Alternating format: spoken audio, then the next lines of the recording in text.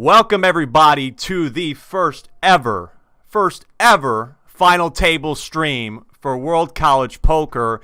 You are in for a good one here today, folks. My name is Alec Rome. I'm your producer of the events today, and the dynamic duo leading us off into this new world of World College Poker. It's Clayton Fletcher and Alex Fitzgerald. Gentlemen, how are you doing? Fantastic. How are you guys doing?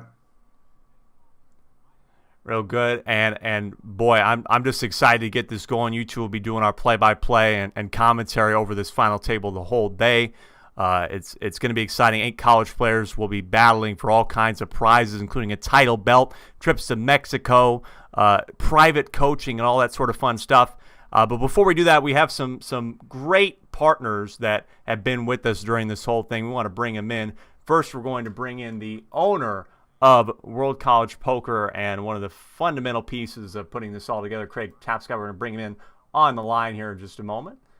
Bring him into the meeting room, and there he is. Hey, can you hear me, Craig? Yes. How are you doing? How you been? I mean, this has been a journey for both of us to get to this point, but we're finally here, man. Can you hear me, Alec? I can hear you. Yep. Okay, good. No, we're excited to bring this production to everyone, all the college students. I've been writing for Card Player Magazine for a long time. Oh, I heard him there for a moment. Did he go away from us? Can you hear me okay? Yeah, you're still there. Okay. Okay, all good. Yeah, go ahead.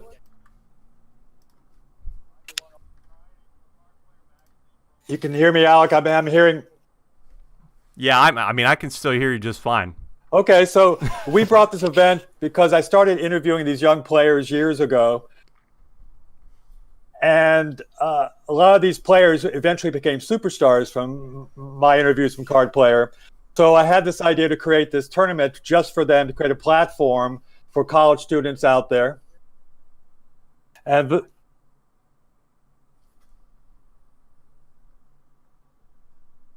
you dropped out for me again. You're still... No, I can hear you, Alec. And then we were lucky enough to do a deal with Poker Bros for this, and we're thanking them for being our partner, as our platform partner. At the same time, we've been lucky enough to bring a lot of great sponsors on board, which we're going to talk today about. And at the same time, our future for the event is global events that will go throughout 2021. Absolutely. Do you want to pop your video on for me real quick, by the way? Because we want to make sure that everybody can see your lovely face and see the face of this. I also know that, before we get to some of our others, there he comes. Hey, there's Craig. Perfect. I see. But I know you had a great relationship with Card Player, and they were lovely enough to put us on the front page of cardplayer.com. Do you want to talk a little bit about Card Player and their partnership with World College Poker?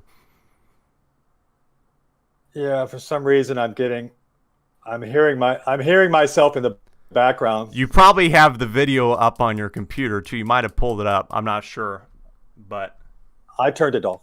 Okay, all right. I've turned off mine too, but so basically, Card Player's been kind enough to come on board. I've been working with them for the last 12 to 14 years and sponsor us, which was huge. I mean, Jeff and Barry over there, Jeff Schulman, has been such a great contributor to the sport and to poker for so many years. So many poker players owe a lot of their attention to Card Player Magazine. So we're really excited to have them on board.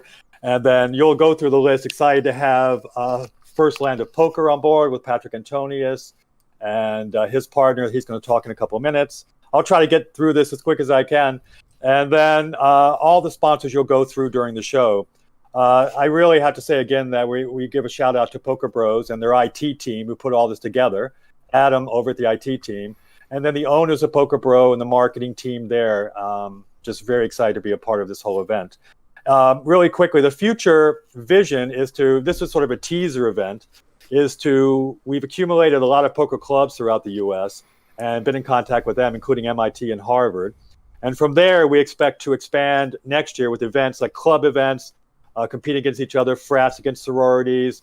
We're going to have a global event like an NCAA championship, global bracketed wise, that will have all college players throughout the world, because we probably had a few more thousand people contact us. We saw the site jump up really fast when we put the event up there, and go, why can't we play? And some people in Thailand tried to play all over the world. So the events for the next year will start sometime in April, but we'll have a lot of events before then, another fall brawl next year, and lots of things in between. And we're excited to have such professional hosts like Alex Fitzgerald, who I've been working with for over the years, with Card Player, and got to meet Clayton Fletcher recently, a comedian who finished deep in the main event a couple years ago for a good chunk of money. So hopefully those guys are entertain you. Take over, guys. Enjoy your day and enjoy the final time. I'm rooting. I have to say, guys, I'm kind of sorry. I'm rooting for Vanessa, our sole woman at the table. So I'm sorry, guys. That's how I got to go. Oh, yeah. I don't blame you. I think I second that, but it's going to be an interesting day for sure. Craig, we'll be back to talk to you in a little bit. Thank you so much for joining us. I'm going to move you over into the green room again as I bring on our next guest from Flop, as I'll bring him on into the meeting room. Idris from the Flop app. Idris, you might be hearing me into your speakers now. If you can unmute, I'll text you too, just in case. Idris, are you there? Mute. Yeah, there you are. Hello. How are you doing, Idris? Hi, guys. I'm perfect. How are you doing? I'm doing great. Talk to us a little bit. Of course, we want to say thank you for being a partner in this. But some people may not know that there is a social app for poker, and that's what you guys, along with Patrick Antonius, are creating at Flop. So tell us a little bit about the app and what it does. So yeah, actually, First Land of Poker, like mostly known as a Flop, is a mobile application. Is the first exclusive social media application for the poker community. So actually, the goal of Flop is to connect all the players all over the world and help them to share poker content, and at the same time finding games everywhere, creating games in live poker rooms, and at the same time getting in real time all the information regarding any poker rooms around them. At least it's gonna be like a Flop partner poker room. Absolutely. So this is the main features of Flop, and actually we have plans for the coming years to turn it also to a platform to engage for teaching poker, all different game variants from no limit hold'em, PLO, mixed games, limit games.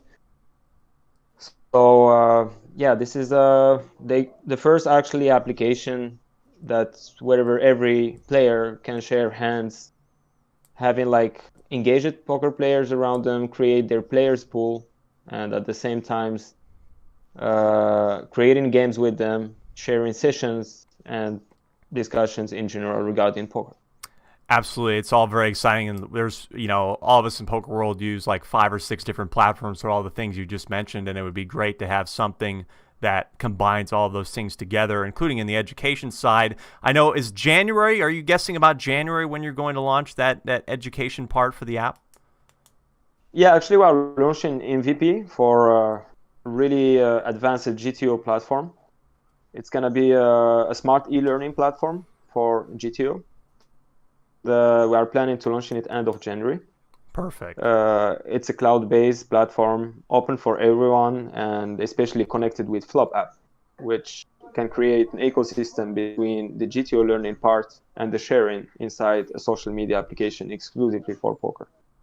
Very awesome. And folks, if you're interested in something like that, you can get First Land of Poker or Flop on iOS and Android. And Idris, I know you have a game to get back to.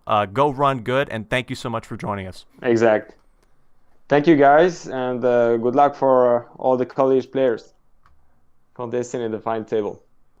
All right, thank you so much as we bring him out and we keep the train rolling here. Before we get to our introducing to all the players, we're going to bring in Xuan Liu from Poker Power. Xuan, do you hear me?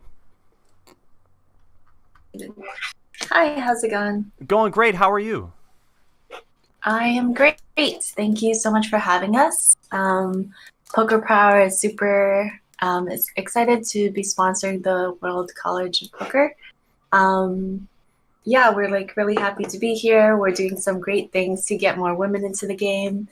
As we know, poker is powerful. It deals big skills to its players: confidence, strategic thinking, decision making, computation, negotiation, capital allocation, and risk management. And it teaches us how to make decisions with money and how to understand risk reward. So Poker Power flips the table on the gender status quo, and we're going to teach 1 million women how to play poker. And it's all going to be run by class-based networks that are taught by women in poker as well, by instructors like myself. And we offer free lessons to women, and we have a super special, exciting boot camp coming up at the end of December. So it would be amazing if your followers and your players get their female colleagues to sign up. As I mentioned, we offer all of these for free, and we'd love more women to be on board. Absolutely. We have to raise that sort of the statistic you hear is 5%. Oh, only 5% are women in the tournament game, and we'd love to see more women in the game. And we do have one at our final table today. Name's Vanessa. Do you have any advice for Vanessa heading into a final table against male counterparts? I know I'm sure you covered that a little bit in some of your boot camps. Yeah, I guess final table advice, if you haven't been here, just keep doing what you've been doing. Don't get too nervous. It's probably all their first times as well. Just play the game that you know, and don't let anybody throw you off your own game. That's right. Play your game and get to the top. Before you go, I was doing some research on you last night, and the one thing, this might be a weird thing, but the one thing you and I have in common is that we started off our poker careers against stuffed animals, believe it or not. Yes, I started with stuffed animals as well to get to this point. So I think you fared a little better than I have, I would say, in the poker world. But we're so glad to have Poker Power as a partner, and I just marvel and thank you for taking this journey on and bringing more women into poker. It's just amazing. So thank you so much for being with us today. Yeah, of course. Thanks, Alec. Xuan Liu, everybody. Everyone. Awesome. At Poker Power. PokerPower.com, by the way, where to go to check that out. And finally, in our train of guests here before we get into our pregame, I'm going to bring in Aaron Webster. We're keeping it rolling here, baby, on World College Poker. We'll bring in Aaron. Aaron, do you hear me? She is in the... Hi. Yes, there she is. How are you doing? I'm fantastic. Thanks for asking. Can you guys hear me? Yes, we can hear you, and we did want to bring you in. You've been working with World College Poker a little bit. There you are, finding a quiet place to be able to do the interview. But you've been working with World College Poker a little bit, and you're fresh out of college into the poker world. Tell us a little bit about yourself and your experiences with us and in the poker world in general. Yeah, so I actually just graduated from Florida State University last year in 2019. I moved out to Las Vegas to work with the World Series of Poker. So I started interning with the World Series of Poker. That's kind of how I started teaching myself how to play, getting into the poker scene. And I kept with it, starting working with Poker News shortly after. So I've been working with Poker News. I came across World College Poker. Absolutely love the theory and everything. I wish it still existed while I was still in school. Super jealous I'm not in college anymore. I really miss Florida State, but so definitely wish this was around when I was in school. I think it's absolutely incredible, and I'm so excited to be a part of it. Well, thank you so much. And elaborating on that a little bit, why do you think it's important to bring youth into the game? I mean, it's kind of the lifeblood of trying to grow the game of poker into a new generation. Why is something like World College Poker important? I think the younger people are in playing poker. I think it's really one of those strategy games that it goes beyond just being a game. It really incorporates the mind and kind of how you read people. It's not just the game. It's really a whole strategy behind it. And I think getting younger people involved, I just think it's really going to help out just kind of college scene. Absolutely. Well said. We're going to see more of you, I'm sure, in the poker world. And thanks so much for being with World College Poker. And thanks so much for joining us here today. And we hope absolutely. I'm sure you'll be excited to see all these players play. And I'm going to send you back to the green room as that is our guest list for the time being. I'll bring back in Clayton and Alex. Wow, I mean, what a star-studded lineup of all the guests we had there. And now we get to meeting the players, talking about some of the players we have today. Gentlemen, what stands out to you with some of our fine college players competing for trips, belts, and prizes nonetheless? I'm in the Vanessa camp too. I love that she says she's a gut player, which to me says gunslinger. Mom by day, student by day, a poker player by night, studying dentistry, like really making it work, really grinding. I just love that. I love that energy. Really excited to see that at the final table. Yeah, I hope Vanessa loses really bad, like right off the bat. No, I'm just kidding. We did set it up. Yeah.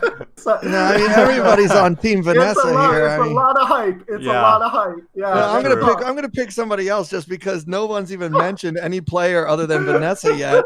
I mean, I understand like we have one female, but we're gonna have to change the name. We can't have Poker Bros as a sponsor No, of course Vanessa has a great story, and of course we're all rooting for her. It's hard because we're down to the final. It's the final 8 now, right? So we're gonna watch the final 8, and you can't root for everybody. I'm gonna try to be as fair and impartial as possible. But all these kids sound like amazing stories. We've got information about everybody that we'll be sharing throughout the broadcast. But what stands out to me is that over 1,000 people played in this event, and it's the first one we've ever done. So to me, that is what really stands out, is just the amount of interest in this event. It's very exciting. And I wonder how many of them also practiced on their stuffed animals, because that's also how I learned. Right? Yeah. And to me, like getting wonder. check raised by Elmo is not fun. I mean, it hurts. Right. Yeah. I mean, what do you put him on? What do you put him on there? Yeah. He's tough to get a read on. He's always so happy. He sounds funny when he talks smack too. Yeah. Right. You're not expecting that, right? Yeah, absolutely. We'll run you down. And you'll be able to see. We'll put the table up here. The table in about 9 minutes is when we'll start our first hour of play here in the World College Poker Fall Ball Final. We had 4 players come out of the East Division and 4 out of the West. We have Blake LeClaire from the University of Arizona. He's a mathematics major, going to be graduating next spring. We have Jesse Kim from Montclair State University. Vanessa, of course, is from Midland College. John Pitts from the University of Tennessee at Knoxville at J. Pitts 10. Ryan Clark from Sacramento State University. Ben Greenwell from the Ohio State University. Ben Fisher from Arizona State. Chris Pagel, or Pagel, I might have to ask and check with our guy. University of Colorado at Colorado Springs, UCCS. Justin Cole, one of our friends, is rooting for him, of course. And that rounds out our 8, I believe, or close to our 8 at the final table. But yeah, it's just going to be interesting. I mean, you have people that are new to the game. People have been playing it since they were young. We have different sort of ages, different majors. It's going to be interesting to see how all these things mix together at an online poker table for sure. Absolutely. Blake LeClaire sounds like the guy who stole your girl. That's true. Who took your girl? Blake LeClaire, man. Yeah, It was, Blake LeClaire did. On the ski trip. Yeah, it's always the ski trip, man. The ski trips are brutal. Yeah, I guess when he's not making the final table, he's like captain of the football team or something too. Yeah, sounds like a villain in a movie by John Yeah. Hughes. It's a good name. No, from Arizona. I spent some time in Arizona. I love Arizona. So root Me for too. him. I love Arizona. Yeah, it's awesome, right? Like people don't know. It's really peaceful. Yeah. So Vanessa's from at Midland College in Texas. Vanessa Hernandez. Sure. Jesse Kim is only 18 years of age. Okay, a freshman at Montclair State University, and I think I'm gonna go ahead and take my shot here. I like Jesse Kim's chances because he's in New Jersey and I'm in New Jersey. I'm not from New Jersey. Let me be very clear about that. But I happen to be there right now, so I guess I'll one vote for Jesse Kim. And I don't want to forget Ben Fisher. I must not have. I got texted from Craig that I may not have said the word Ben Fisher if I did or didn't, but he's also from Arizona State. But Two from Arizona. Two from Arizona State. They got 2 into it. I think the interesting part about all this, I guess if we're going to start talking about strategy, we have a lot of prizes involved with this. We have trips to Mexico, trips to Atlantic City, title belts, coaching with Jonathan Little, Patrick Antonius, and you, Alex Fitzgerald.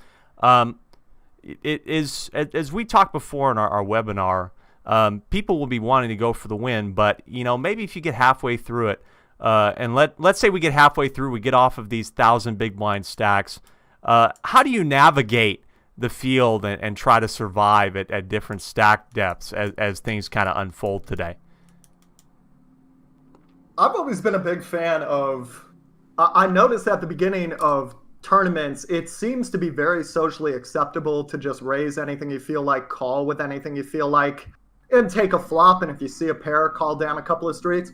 If you put together a couple of pots versus people who are playing that lackadaisical, you can get a really nice edge. And then there will come a time in the tournament where everybody has 30 or 50 big blinds.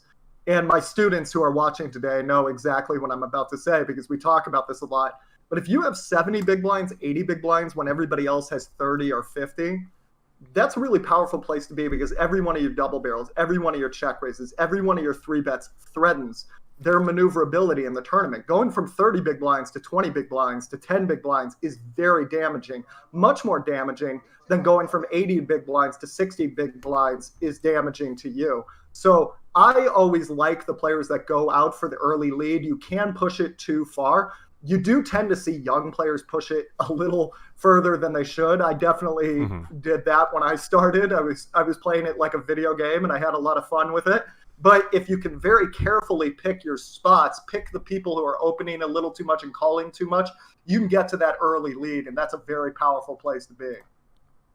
Absolutely. Taking control right at the beginning is very important. I also want to mention, as we have some people in the chat, Blake Leclerc is from University of Arizona. I was about to be met with a pitchfork if I had not corrected that he's not from Arizona State. Oh, very different. Very different. Chris's last name, Pagel like bagel. Chris Pagel. So Pagel, okay. From UCCS. But yeah, absolutely. I mean, taking control of this thing right away is going to be very important. What maybe do the sort of ranges look like? Are you going to be weighing maybe towards some of those like suited connector hands that can play well deep stacked, and maybe getting rid of some of the junkier broadways, or do you think you still want to play those types of hands and have them in your ranges here deep stacked? I typically think at how deep this tournament's going to be at the beginning, you can really get away with a lot of flyers in suited gappers and whatnot. You have to be a little bit more careful with the big cards because big cards make pairs, and pairs multi-way.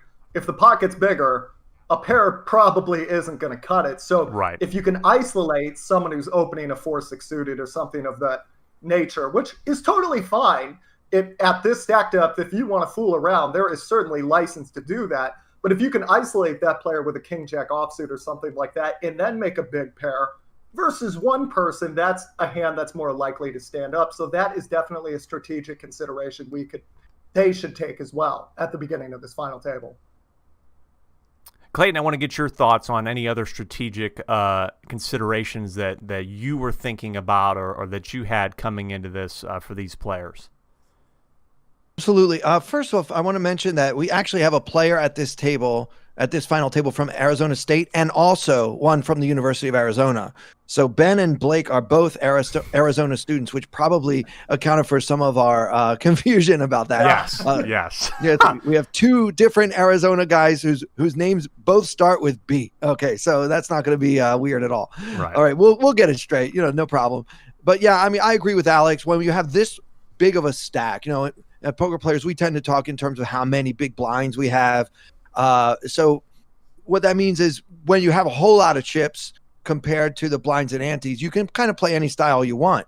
If you want to sit back and wait for other people to bust so that you can hopefully win the trip to Mexico, that's fine with me. But also if you want to kind of be the one that says, look, I'm going to establish myself right off the bat as the table captain and try to, grab the bull by the horns, you can do that too. And it'll be very interesting to see early on how that all plays out, because that can really set the tone for the final table. You know, who's going to be more aggressive, who's going to be willing to take shots early on, and who's actually just going to be waiting for the nuts. And that's going to really be something that I'm going to be looking for in the first, you know, few hands here to see who wants to be a millionaire, as it were.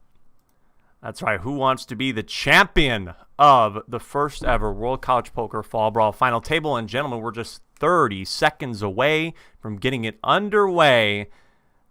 Wow, it's going to be a fun one. I mean, we've been waiting. There's the anticipation, the hype over these last 2 weeks to get to this point has been amazing. And I just want to, again, before we get started, say thank you to all of our sponsors, and thank you guys for hopping on and doing this with us. And once we get started, I'm going to pass it off to the professionals and let you guys roll and do it. I want to make sure you can see the screen correctly, right?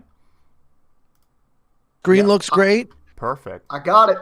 Looking All right. good. Thanks for having us, Alec. And off we go. Final table of World College Poker Fall Brawl.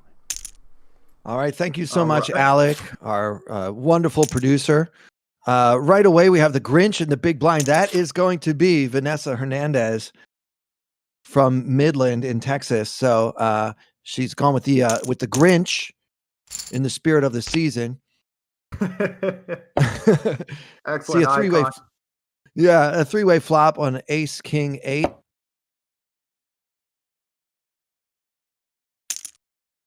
Check on over to the original Razor. Actually, it's a four-way flop, excuse me. I always make a big mistake on the very first hand. That's the way I like to do it. You know, kind of get that first error out of the way right off the bat. Oh God. That big shell just gets fired and it gets called. Heads up to the turn to 7 of diamonds, puts a flush draw on board.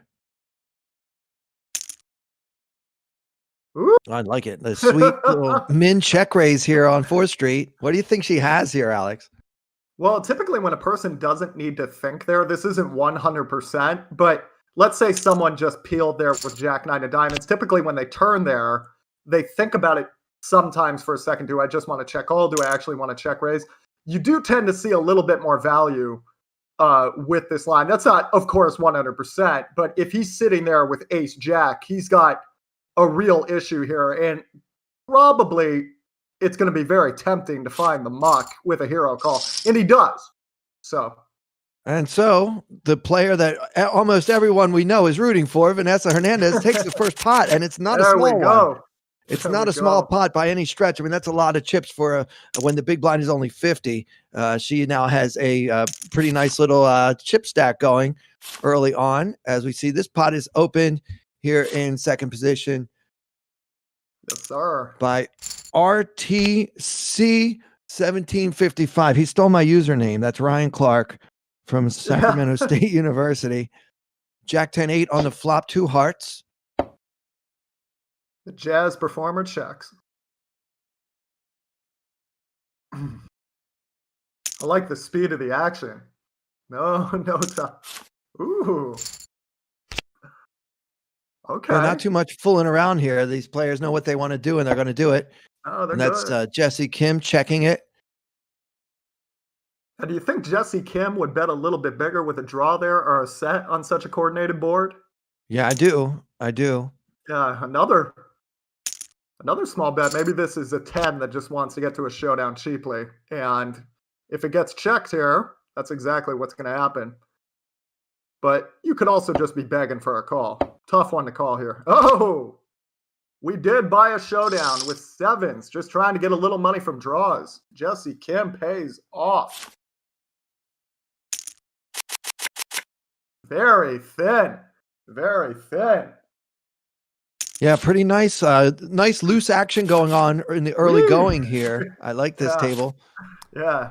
Yeah, I mean, floating down there, guys, with the queen 7 off, just the gutter, calling to him. But, I mean, the right price. I think J Pitts made it the right price to float that far with just a gutter and got the thin value.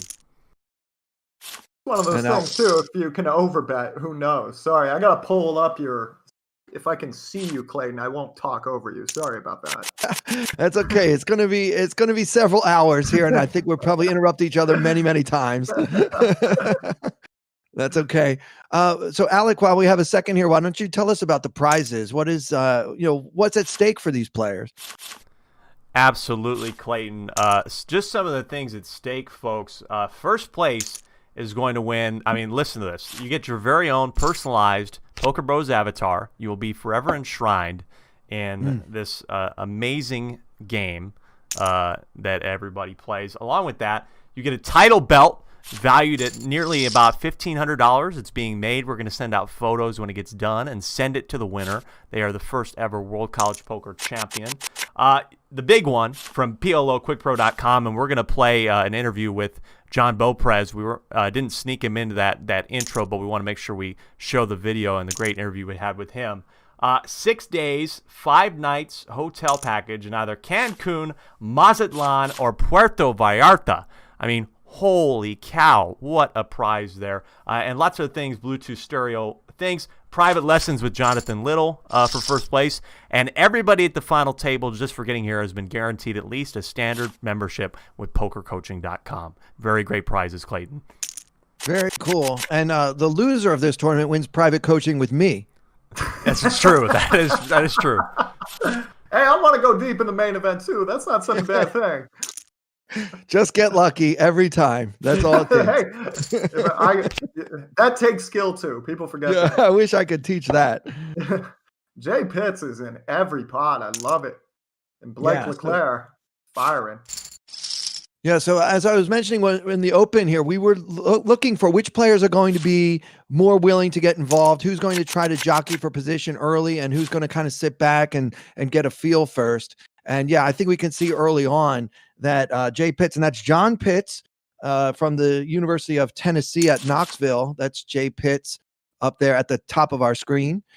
He has been quite active early on, as well as Jesse Kim, our friend from Montclair State, right here in beautiful New Jersey, is again involved in yet another pot here. So we can see the different types of strategies at play. And as we mentioned earlier, with big stacks, you can do it however you like. You know, there's really no right or wrong this deep at this point. Jack 8-3 on the flop with 2 clubs. We have another 3-way, a lot of multi-way pots early on here. Action on Jesse Kim. Betting 650 here.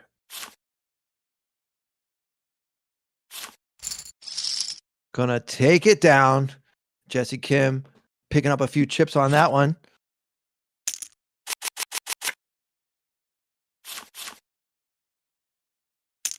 By the way, I've been to all 3 of those Mexican cities. Mazatlan, Puerto Vallarta, and Cancun. And, you know, I don't know. I just love Mexico. I would go to any of those places again. Me encanta Mexico, man. I love it. Like, yeah. It's a good time. And, you know, it's funny, though. I don't know why I have so many good memories in Mexico, because my dad took me, this is a true story, he took me to Tijuana to work when I was 12 years old. Just to give you an idea of my dad. Like, I know that sounds a lot worse than it was, but he works on boats. There were boats there. I was a fisher. He's a fisherman, right? He's a commercial fisherman. So yeah, I was in San Diego and Tijuana. Folds nuts firing out at Spartan after Spartan squeeze. Oh, early action. That is sexy. We love the check raise on 4th Street. It's always a fun thing to see. Who is this? So folds nuts. That is Chris Pagel from the University of Colorado at Colorado Springs, and he cannot stand the heat here on the check raise on the turn. From Ben Fisher, correct? That's right. Spartan 1122 is Ben Fisher from somewhere in Arizona. Arizona One State. Getting a master's degree in education, going to become a principal. Elder statesman at the table at 35.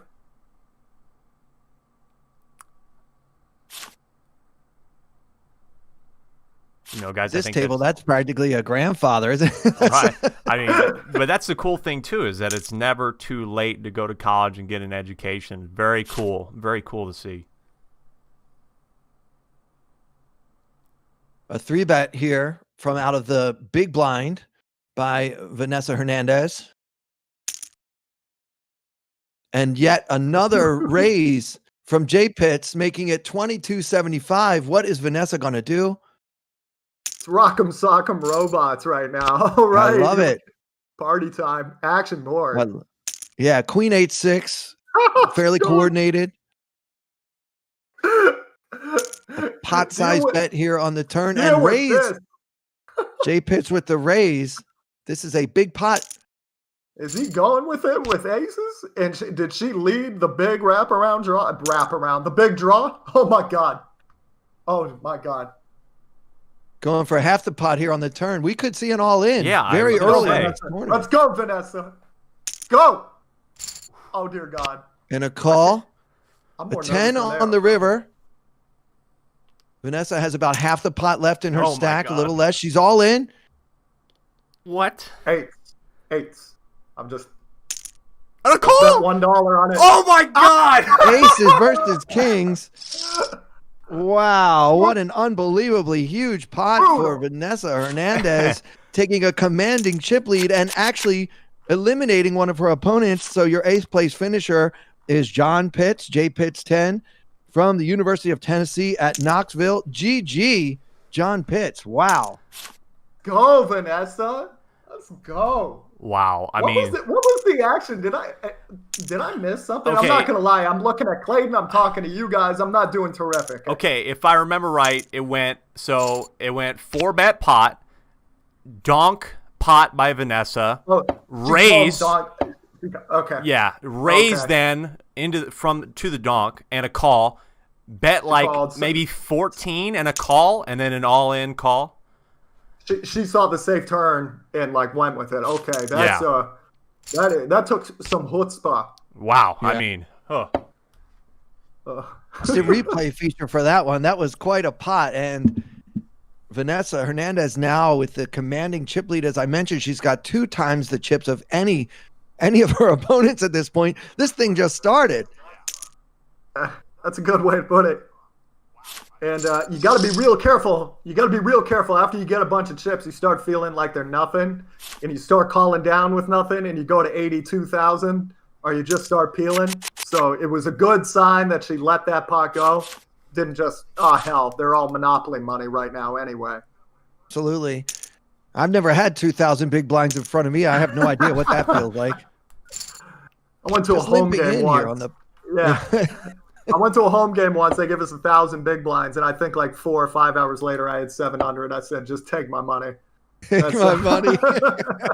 That's it. I thought maybe this is the scam. You know, maybe the guy works night shift, and this is his nights off. This is how he gets people to give up. Limp bet. Yeah, so she limped in on the button, saw a flop against the blinds, and picks it up. Wow. I have to admit that pot didn't get my blood pumping quite like the other one did, guys. I Well, get more nervous. Sorry. No, guys. you're I get okay. more. oh, that was a fun graphic. Oh, we finally got up the final table graphic. They did the lights. They finally turned on the lights a little late, Poker Bros. That's okay. We're lovely. I did want to mention, guys, the prizes there that J Pitts is going to get just for getting to the final table. He's got a 1-year standard membership at pokercoaching.com. You can get training from Alex and lots of great pros. Jonathan Little, of course, that is worth a lot. Can be worth a lot in the long run just through that training. So congrats to get that. Also get an Aquarian Bookshop lucky swag bag, a Poker Bros swag bag, and a World College Poker hat thanks to the apparel sponsors, rungoodgear.com.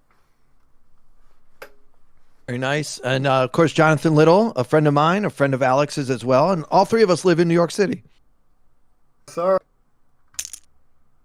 Clayton, do you get more nervous watching your friends play than when you actually play? I'm the worst. When I'm sweating, I'm the Yeah. worst. I'm the absolute worst. I can't do it. I tell my friends I love you, but I can't do it. I'm gonna start yelling at you. Hey, guys. No, that's how I am, too. So we have somebody in the chat, Gary, asking about whether or not Kings could have gotten away with that hand. Of course, Kings could have gotten away, but what do you think about the pre-flop action? Obviously, the 3-bets or the 4-bet is standard, but how about the flat from Vanessa? Do you think that that's a fair thing to do, especially when we're deep and early, to flat aces out of the big? I had a German bust me in the WSOP main event because I gave him like one combo of aces in my head because he just flatted me pre-flop with a 2-second hesitation. There wasn't a 10-second like, oh, check me out. I'm going to do a really tricky call right here. He just very effortlessly called with his aces. I didn't give him many combos, and I ended up making a straight on the river, but I aces made a full house, a goofy one. Ooh. I just didn't even give him the combos. So it definitely has merit. What happened here? King and a 3. Dear Lord. Let me just chime in on your story there with the German, Alex. I'm willing to bet a very large percentage of my net worth that you had fewer than 1,000 big blinds in that pot that you're talking about. I mean, you're correct. I would say that day 3, yeah, day 3, not much. Yeah. generally speaking, getting 1,000 big blinds in with just one pair is not optimal poker. So yeah, I do think that it's a hand you can get away from, but on the other hand, it was a nice board for both players. Everyone was happy with the flop, queen high flop, and just kind of hoping that their overpair was good. It was just kind of a bit of a setup hand. But that said, I think that at some point you want to practice some type of pot control, because Vanessa could have had a set. She could have had 2 pairs. She could have had aces, which she did. So yeah, I think that the short answer to that question is yes, you could get away from that in that situation. Vanessa splashing around here, limping in under the gun. She's got all the chips. Why the heck not? You're going to lose a lot, though, in that hand. 1,000 big blinds deep are not. You're losing a big amount. And it was, I'd have to see the whole hand, but you're going to lose a lot. And perhaps by the time it gets shoved, a lot of people aren't going to do that with a missed flush draw. So, yes, there's definitely merit for, as Clayton put it, getting down to brass tacks, like one pair for 1,000 big blinds, as you said, is definitely... You better have a very strong read before you go with it there. Now, of course, John Pitts, I also feel bad for him because I know what it's like to have kings and run into aces. That's no fun. It actually happened to me on the last hand that I played in the 2015 World Series of Poker main event. I lost with kings versus aces to bust in 96th place. Ow. And on the very first hand of the 2016 main event, I had kings against aces again. So 2 in a row in 2 main events. But I didn't bust because, in the next one, I had so many chips. I mean, the blinds, I had like 500 big blinds. And so I was able to just kind of call. And I felt like I was set mining with pocket kings. Because, by the time you get 5-bet on the first hand of the World Series of Poker, you got to start to think, how many players would actually do this without aces? And in that situation, the answer is very, very few. Now, I'm sure that, this tournament, it's obviously different. It's not a $10,000 buy-in, and you might see some more loose play, but I think 1,000 big blinds with one pair is a lot. Yes. It's interesting, to your point, at the beginning of WPT Maryland a couple years back, I had kings, somebody opened, I 3-bet, and somebody cold 4-bet me. And the number of people that really do that as a bluff is very few. So I just called down. It turned out the person didn't have it. But to your point, it at the table, of course, because it didn't work and we're using a sample size of 1, so I got to hear everything about how I should have raised again. But at that point, it's like, is anybody 6-betting queens? And we got a nice little raise here by Jesse. Ooh. Jesse Kim has some moves, and we've seen him. Now, look, he shoves here, but he's going to take it down. Okay. Hard to imagine him not having at least a straight there, right? Yeah, that would be what you would see typically. There is an argument for the person is just like, okay, I'm going to call this turn, whatever. And if you fire a big bet, maybe they're just not paying attention. But that's, let's say you have somehow a better straight there or whatever. But yeah, typically you wouldn't see a shove that big. Now let's see if Blake LeClaire ruins these guys' day. Nope.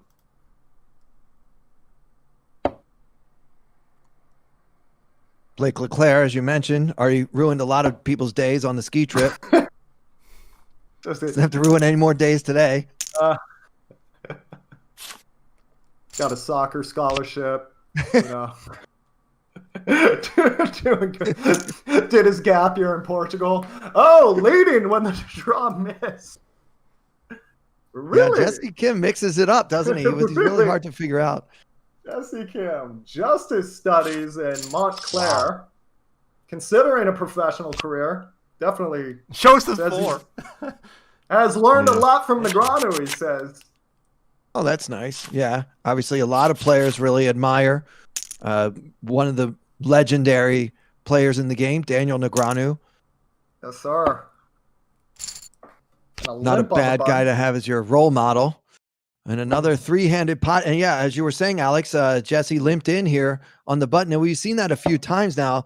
What do you think? I mean, I don't even know what the proper strategy is when one has over 1,000 big blinds in the stack. I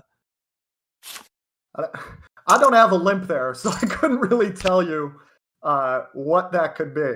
Or I pretty much every time I see it, it's a 10-7 of hearts. Or it's a 10 something like that. Yeah. So when he calls that turn and then folds really rapidly on the river, it really makes me think it was a suited gapper of some sort. So that's a really great example of you didn't see a showdown there, but did it look like he needed to think about a pair? You did just get information about that person's range there. That's why at the beginning of a tournament, when you are on your cell phone and talking to people, that's when things can get really rough for you in level 6. You could have learned a little something about his range right here, even without a showdown. So let's see what he does to the raise this time.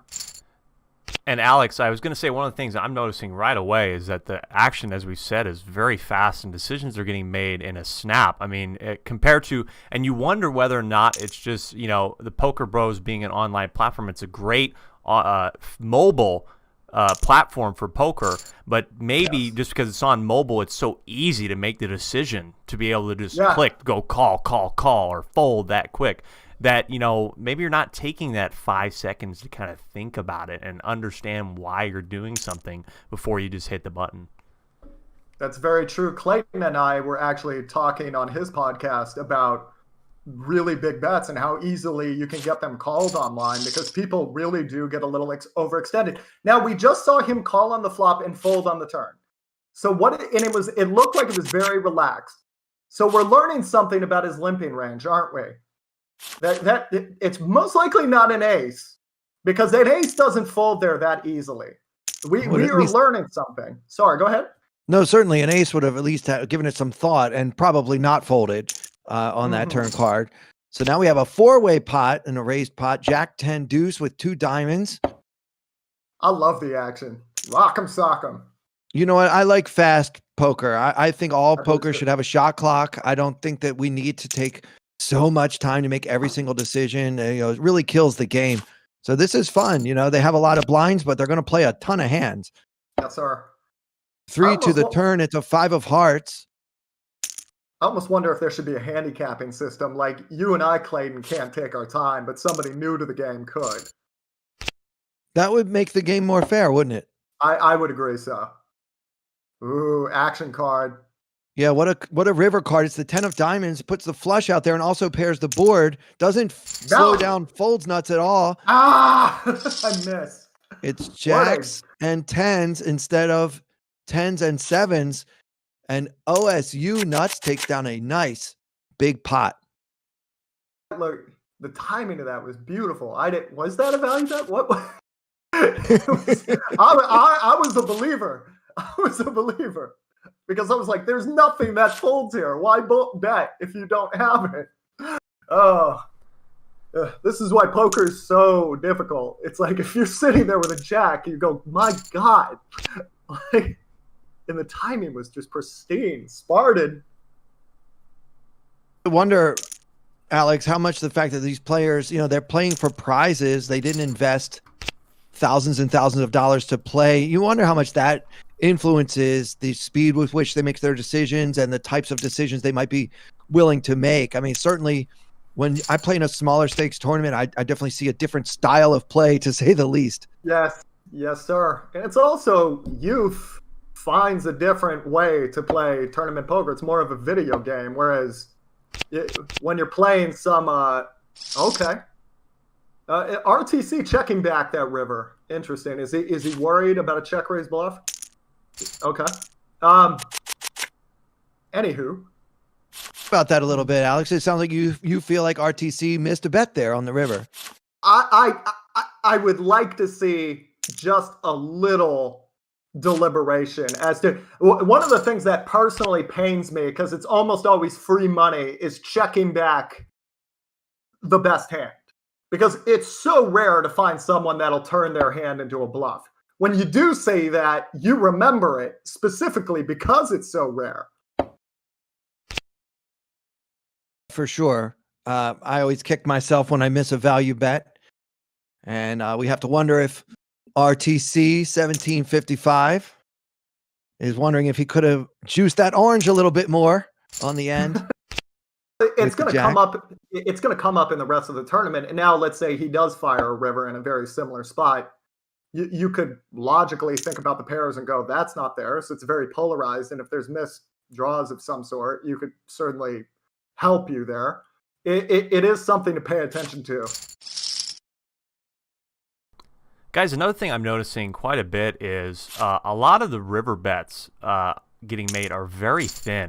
Not a lot of big river bets here, especially like, for example, I go back to the hand where Folds Nuts kind of, maybe value owned himself with sevens. If you're looking to turn that type of hand into a bluff when the flush gets there, betting less than half pot's not going to get it done. I mean, it makes it very easy for OSU Nuts to call off with the top pair. To be fair, brother, I was a believer. The timing was perfect. Like, if you do that to me, I'm really having a hard time with the jack. Because think about it, when you got a jack there, you don't overbet, right? Right. Yeah. So, no, it makes sense. To be fair, once I thought about it a bit more, it's like, okay, that's something. Damn, like it is fast action here. Absolutely. It did feel strong. I'm with you, Alex. It felt very strong. I was a believer as well. Tiny bet here on the turn by Vanessa Hernandez, only 200 into basically a 2,000 chip pot, 1/10 of the pot. That's not a bet size we see very often. It's actually the minimum bet. And Ben Greenwell from Ohio State University with the big raise here with two opponents. You got to think he's got something. I would assume so. They've effectively capped their range pretty hard here. That's the other thing. You get caught in that one bluff, which I'm actually liking more and more. And for the rest of the day, everybody calls you on the river. It's 2.5K invested, but maybe later on you have that top pair, top kicker, and the blinds are a little bit bigger, and you go fire, fire, fire, and somebody calls you down with the third pair. Maybe that 2.5K was invested pretty well. Absolutely. And Quinn in the chat here on YouTube points out that Ben Greenwell is actually the president of the Ohio State University Poker Club. So nice. He is representing his school and his poker club at the same time. Nice. Good luck, sir. Ooh. Now that's a board you could play back at. Really. Now, would you really check raise the flush draw here? Would you really check raise the jack? You should, but do people typically do that? Sounds like you think he might have something more like two pair or a set. I think he could just have nothing. But also, the young guns will check raise a jack for value there, and I love it because you should check raise a jack for value there. And a lot of guys my age are too scared to do it. Once he checks the river, I would need more time to think about it. They're very quick.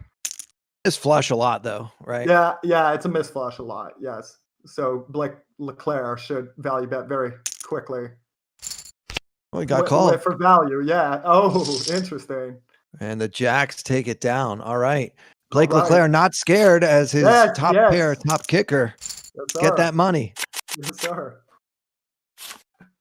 All right, well, the action is moving fast, but so are the blinds, Alex. The blinds are now up to 100, 200 with an ante as well. So we could see the action continue to fly at a furious fast pace here in the World College Poker Final Table. This is the Fall Brawl, the first ever final table for the World College Poker, and sponsored, of course, by Poker Bros and like 17,000 other people. A lot of sponsors. PokerHeadRush.com. I haven't gotten mine out yet. Anyway.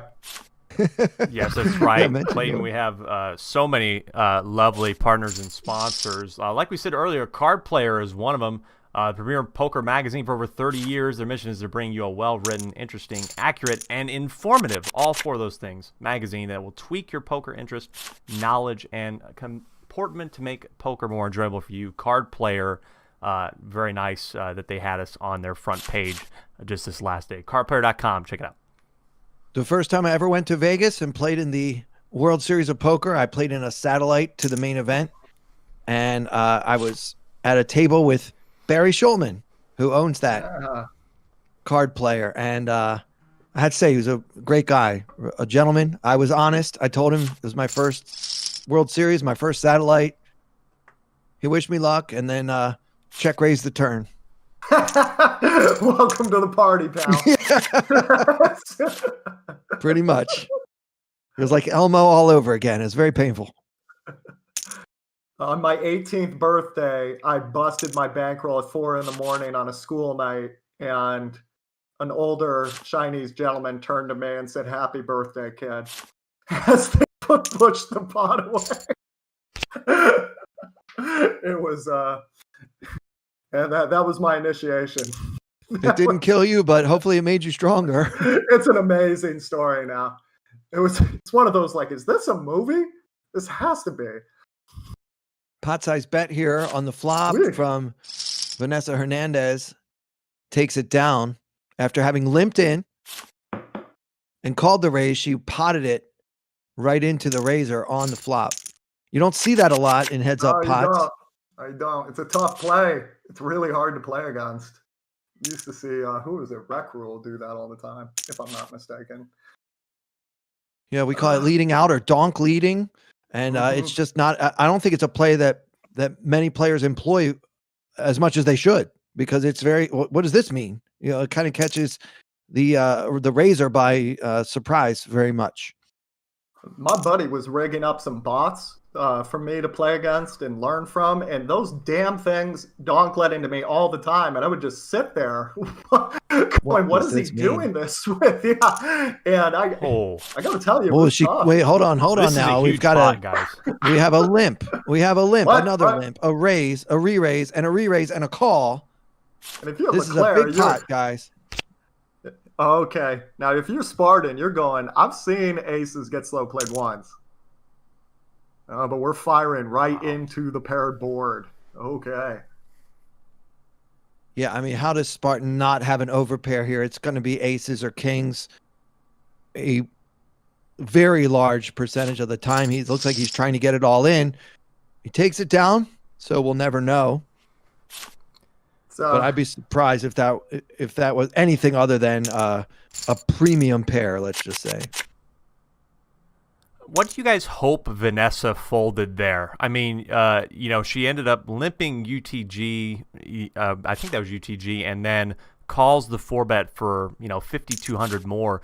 You'd hope maybe that was a smaller pocket pair that she got rid of, but even then, against a 4-bet, maybe you're hoping to get rid of some of that stuff you limped. That's interesting. You really wonder what she called that off with and then folded flop.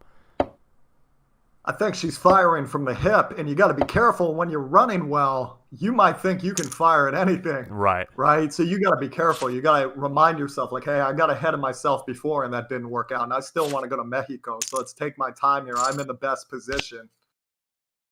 I can say from experience, it's pretty hard to accumulate such a big stack early on in a tournament, but it's pretty easy to lose it back if you're not careful. See, when I was 21, 19, I thought it was pretty easy because I didn't realize how lucky I was. So I did fire pretty loosely. It wasn't until much later I did realize how hard it was. And then I started hanging on to those chips a little bit more. Jesse Kim. Oh, okay. Guess we won't know.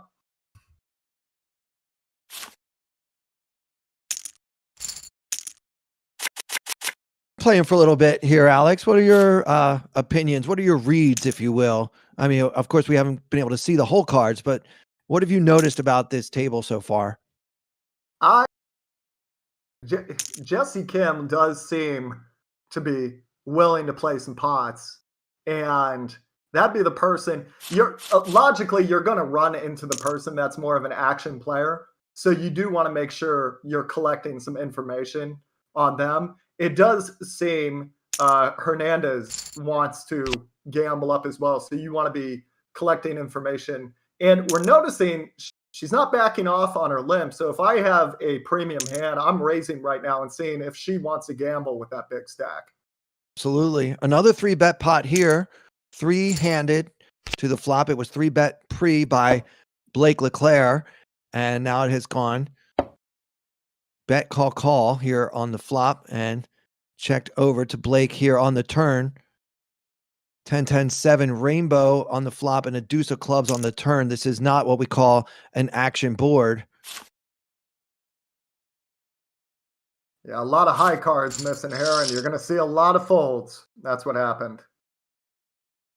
Blake takes it down. He seems to have some skills, I think. Alex, I want to give him some props here. I feel like Blake LeClaire seems to have some poker knowledge and has been, without being able to see his cards, it feels like he knows what he's doing. Whenever a guy's getting a stack together and you don't have a great idea as to how he's doing it, that's always terrifying to me. So yes, let's keep an eye on this. 3-bet by Jesse Kim. As you mentioned, our action player at this table gets 4-bet by Spartan 1122. I told you, watch, Jesse. Okay, now we're really going to watch this pot. 8-6-5 on the flop with 2 diamonds. Pretty wet board here, but not for your typical 3-betting and 4-betting range.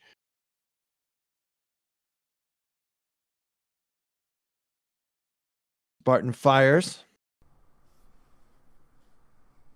That is Ben Fisher from Arizona State University. We're going to get it right. Which Ben is which Arizona is which. So we're learning that Jesse is an action player. He likes to see some flops and maybe with some hands that you yourself might not call these raises with. He's willing to see a flop. So if I am willing to play some big pots, I would love to play them with Jesse right now at this final table. Another multi-way pot, ace-9 deuce with 2 diamonds. Yeah, it seems like he is V-pipping, as we say, voluntarily putting into the pot many, many chips. To be fair, we're still very deep. If I had to pick someone, that's the person I'd start with. You know, I did a performance at Montclair State University a number of years ago, and it was one of the best crowds I've ever seen. It's a fun-loving school, from what I can tell. Yeah. Jesse Kim seems like a fun-loving guy. I love the action players. They usually are funny when you play with them live. Yeah, they're not taking life too seriously, and that's what we like to see. Yeah, I like it. When you sit down at a table and everybody's quiet, it's just like, oh, God, help me. Like, that's not good. Well, sometimes they might ask me, are you the comedian that I saw on ESPN that time? And then it's like, well, I guess now I have to do material for you. See, I get lucky because I just have to talk poker strat. And if I say anything halfway funny, it's unexpected. But you get the bring the funny, Clayton, right from the beginning. That's a lot of pressure. Dance, monkey, dance. Oh, boy. Oh, Vanessa going for it. They are tangling, and Vanessa seems to have 2 bet sizes. She either bets the minimum or the pot. And so that'll be interesting to sort of try to decipher what it means when she does one or the other. Having bet the pot, she checks the turn here. And now a 9 on the river does complete. Well, actually, it doesn't really complete a straight because that straight was already there on the flop, wasn't it? Yes, it's just sir. a 9 of clubs. She bets into him half the pot here on the river. Whenever you see this many draws miss, you're going to see a lot of calls.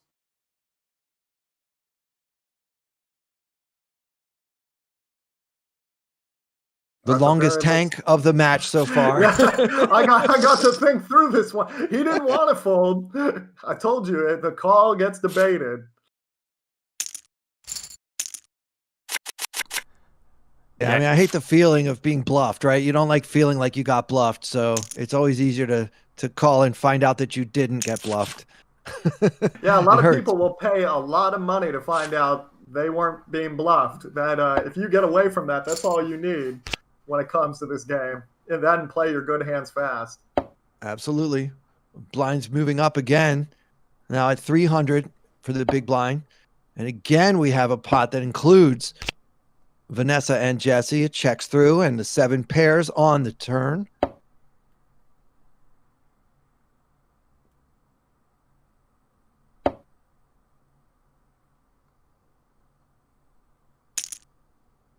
Did you really think Jesse Kim was going to let it check through twice? Oh, no. Jesse came to play, good sir. He wants to go to Mexico. Where would you wear that belt first, Clayton? Thinking family reunion? Show up with my championship poker belt on? What school did you get into, Sterling? That's great. I'll tell you. So now we know Jesse takes shots, right? Yeah, if that pair of 8s was good, then he'd definitely take shots. You don't always need the showdown. That's the one good thing about what we're doing today is you can learn a lot without showdowns, and we're discussing how. You talk about that a little bit, Alex. When you are sitting at the table, whether it's an online table or a live table, and you're not involved in the hand, you often don't get to see the cards at any point. Talk about a little bit your process of sort of getting reads on your opponent and using whatever little bit of information you're actually getting. Definitely. Now, something that is a really convenient thing about playing online poker on some sites is you'll have a number that tells you this guy likes to fold this percentage of the time on the flop. Now, obviously, when you're playing live and on some sites, that just doesn't exist. So what you do need to pay attention to is how easily is that person folding on the flop? How often are they limping? V-pipping, as you put it. How many times we see just that? Call one, fold. Doesn't need to think. That's someone who is limping some junk, wants to see some flops, and is likely waiting for a big hand because they're very comfortable with letting it go when they do see some heat. And likely, if you're missing the flop that much, it tends to be, if you're limping that much and you're that easy, if you're finding it that easy to fold on the flop, that probably means you're not limping aces. Whereas there are some people that limp very rarely, and you notice even if you don't get to see the hand, it becomes a very big pot very quick, and the other person learns very quickly, oh, they limped something big. That is still something that you can learn from, even if the hand wasn't shown down. Great insight from The Assassinato, Alex Fitzgerald, author of Exploitative Play and Live Poker, one of my favorite poker books I've ever read. If you want to learn about poker, I would definitely recommend get your hands on a copy of that incredible text. It's entertaining, it's well written, and there's a lot of information in there. Even for somebody like me, I've been playing poker for basically my whole life, and just the way you see the game is a little bit different. You know, you really opened my eyes to some concepts. I appreciate that. Thank you. Absolutely. Meantime, we have Ryan Clark, who had raised this pot initially and got called in a couple of spots. Now battling it out with Blake LeClaire here on the 4 of diamonds here on the turn. You know, sometimes it's just the power of aggression. If you're the one who originally said, hey, I have something, and you just keep telling that story, so many times you just end up with the chips. That's a great board to lean on, too, because it's so hit or miss. A lot of times, you know, if this person has a good ace high, which is going to be most of their combinations, I wouldn't gamble on them just folding it on the flop. Maybe this deserves a turn barrel. And it's the Vanessa and Jesse show again. Let's go. Bet call on the flop. Now the board is just getting straighter and straighter. A raise here from Jesse, a quick call by Vanessa, and the 3 of spades on the river. A tiny, teeny, weeny bet. 1/11th of the pot here on the on the river. Let's see what Jesse wants to do. Haven't seen Just that bet by calls. Solver. Wow. So And the showdown. pair of sevens. A showdown is worth a lot of information. We've learned that small bet means let's get to this river cheaply, Marginal. please. Yes, yes. And we've seen some big, we've seen that min bet in that limp get raised and still get called. So if you have the top pair and you see that small bet, you better be pumping it now. People watching might think, well, how could Jesse call when it's if a pair of sevens is good? What the heck did Jesse have? But for that price, I would call with bottom pair on that board because it doesn't really have to be good very often. Only 1/12 of the time. The only problem is, I was pretty sure that's what she was doing right there. But do you want the rest of the table knowing? That's it. That's the only thing. Like if I'm sitting there with bottom pair, that does go into my brain. But at the same time, it's incredibly cheap information. I mean, you could have absolutely none of the board and be like, well, it's 300 and it could get me thousands later on. Yeah. You have to. Here's the thing. I was 90% sure. So if I was purely calling for information, I wouldn't do it because there's a lot of people that only pay attention on showdowns. So I just don't want them knowing that with her at that point. But yeah, if you have bottom pair, going to be very difficult to fold at that point. Alex, people remember what they see. So the showdowns are they're visual. So you see the cards and you watch the person turn over his or her hand. So that makes you remember that a lot more than, oh, well, there was that one time when he bet, but then I think he didn't have aces because he folded on the turn. That's harder to compute. Our brains like to use more senses, and what we actually get to see with our own 2 eyes tends to be a little bit easier to remember and harder to forget. Mm-hmm. What was that book, Moonwalking with Einstein, where the journalist learned how to memorize, 50 decks of cards in a row? And he used visual memory. This card was this room, this card was that room, and I'm walking through the room. And yes, your brain is trained to a visual memory. So it's interesting how many people, though, don't even look at showdowns. There's so many times you're at a live table or even online and people are like playing on Facebook. They're looking through their Spotify. It's incredible to me because if you just use common sense and a little bit of elbow grease and actually have some notes and look at the players and pay attention, you can actually start clocking a lot of value bets. Certainly. Well, what I'm noticing now is that we kind of have the players that get involved and the players that typically don't get involved. Obviously, Vanessa, Jesse, and I would include Ryan, RTC 1755 in that group of the players, if you will. And generally speaking, at least by the parameters set by this table, I would say our other players here, Blake, Ben, and Folds Nuts and Spartan 1112, they are more value oriented, kind of waiting until they actually have something, as far as I can tell. Now that could change. It'll be interesting to see if it does change throughout the final table, or if this is just, this is my approach to the game regardless. That's a very good point. And noticing you have not noticed someone is actually a big deal, because a lot of times people will see someone all of a sudden come out with a cold 4-bet and you'll hear the aggressive player project on their mind that, oh, I could do this as a bluff after waiting around. But if that isn't that person's MO so far, past behavior tends to predict future behavior when it comes to poker. I can guarantee you, I'm fairly sure it's going to be rare to see someone suddenly turn into a Jesse Kim right away. In fact, you will know really great poker players by how well they loosen up forehanded, because it can be so rare. Jesse Kim with another limp.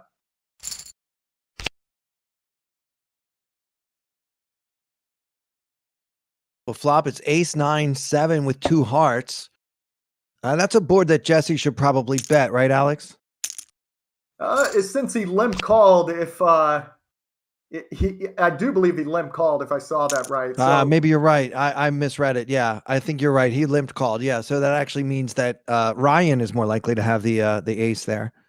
now, if you're RTC and you've got the ace and you've seen Jesse even though you don't have a showdown, you've seen him very, very accepting of just folding later on in hands, and all of a sudden he's gunning out there. I think you could be forgiven for folding the first time.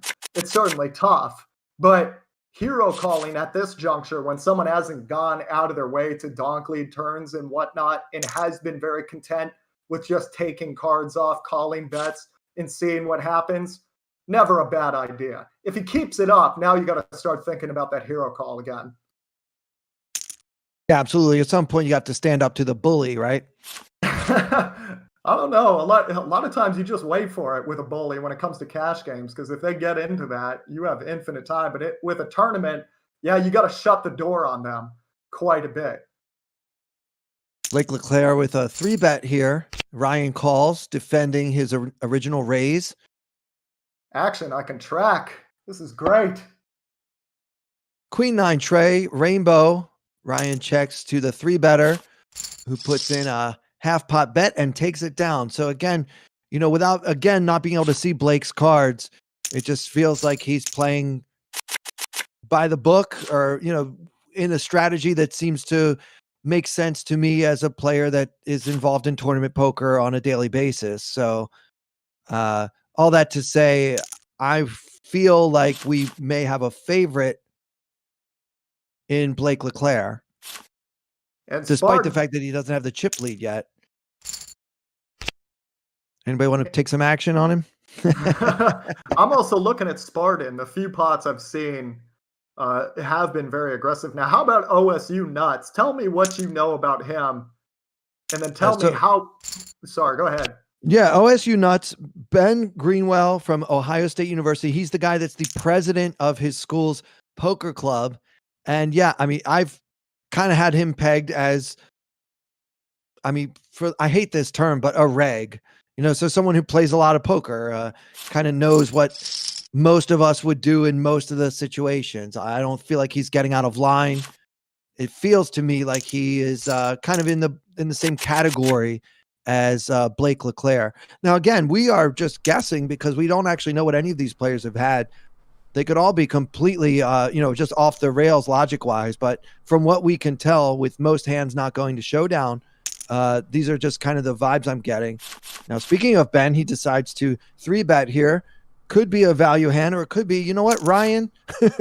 You've been coming into every pot with a raise, so it's time for me to stand up to you. I would say it's usually going to be value just because of his position. He's in middle position. And Ryan, with a pretty tight fold there, regardless of what 2 cards he had, getting a decent price to call. Jesse came along for the ride, despite the raise and re-raise in front of him. And now we see a flop of King, Queen, Jack. Action on Ben, and he bets a little more than half the pot and gets called instantly. 9 of clubs on the turn. Could this board get any wetter? That's the 3rd time. Oh boy. Oh boy. Getting in. Oh boy. He didn't need to think of that one. Oh. Oh. Oh. Okay. Wow. So a full house for Ben Greenwell, who did not fear the straight on the turn, despite Jesse's kind of indicating that he may have one. But, perhaps Ben said, we've seen you do this. As Alex said so many times, I'm not folding a set to you. I've got 3 jacks and I'm going with it. And you know what? The river bailed him out. So nice hand for Ben Greenwell from Ohio State University. OSU Nuts, now second in chips at this final table. That was one of those situations, as the late Mike Sexton used to say, if you can beat this hand, good luck to you. Yeah, shake your hand, pat you on the back. it was one of those. I've had it. I've seen it 3 times. I didn't get to see it. I don't know.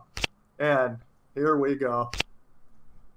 Wow. So with that river card, Jesse Kim is eliminated in 7th place at this final table. We're down to 6, and Alec, tell him what he's won. That's right, Clayton. Same thing as 8th place. Jesse's won a 1-year standard membership to PokerCoaching.com, an Aquarian Bookshop lucky swag bag, a Poker Bros swag bag, and a World College Poker hat. And folks, as we said, Ben Greenwell is really into statistics and mathematics. And if you're into the stats and math of poker, Red Chip Poker, a team of established coaches, including the phenomenal author James Splitsuit Sweeney, who created Red Chip with one goal in mind, to make you a smarter poker player. They have some great training content, and he's really good about the math. Check out Red Chip Poker.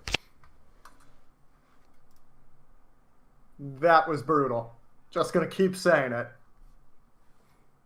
I have another chat. I wanted to update you guys. Brandon Zitman in the chat here on our YouTube page is willing to bet on Spartan if I want to take Blake. Okay, you got it, Brandon. What are we betting? Trip to Hawaii? Mexico? make it fun. Make it $50 or something. I know Brandon. I'll vouch for him. I'll vouch for him. He's a good guy. All right. Speaking of Spartan, he opens under the gun here. Oh, by the way, Clayton, do you notice people don't know what vouch means in poker? What does vouch mean to you? If I say I'm going to vouch for someone, that means that I can promise you that this person will keep his word. Is that close? What does it mean to you? When I started, that meant if this person doesn't pay, I have to pay you. Yeah, right. It's implied that I'm going to insure it. Yeah.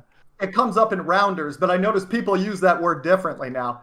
Anyways, guys, I'm going to get out of here for a few seconds. That's right, guys. We've reached our first break with 6 people left in the World College Poker Fall Brawl. And while we take a break, take a look at this interview from one of our partners, PLO Quick Pros, John Beauprez, about his platform and the game of PLO. We'll be right back. World College Poker Fall Brawl Final.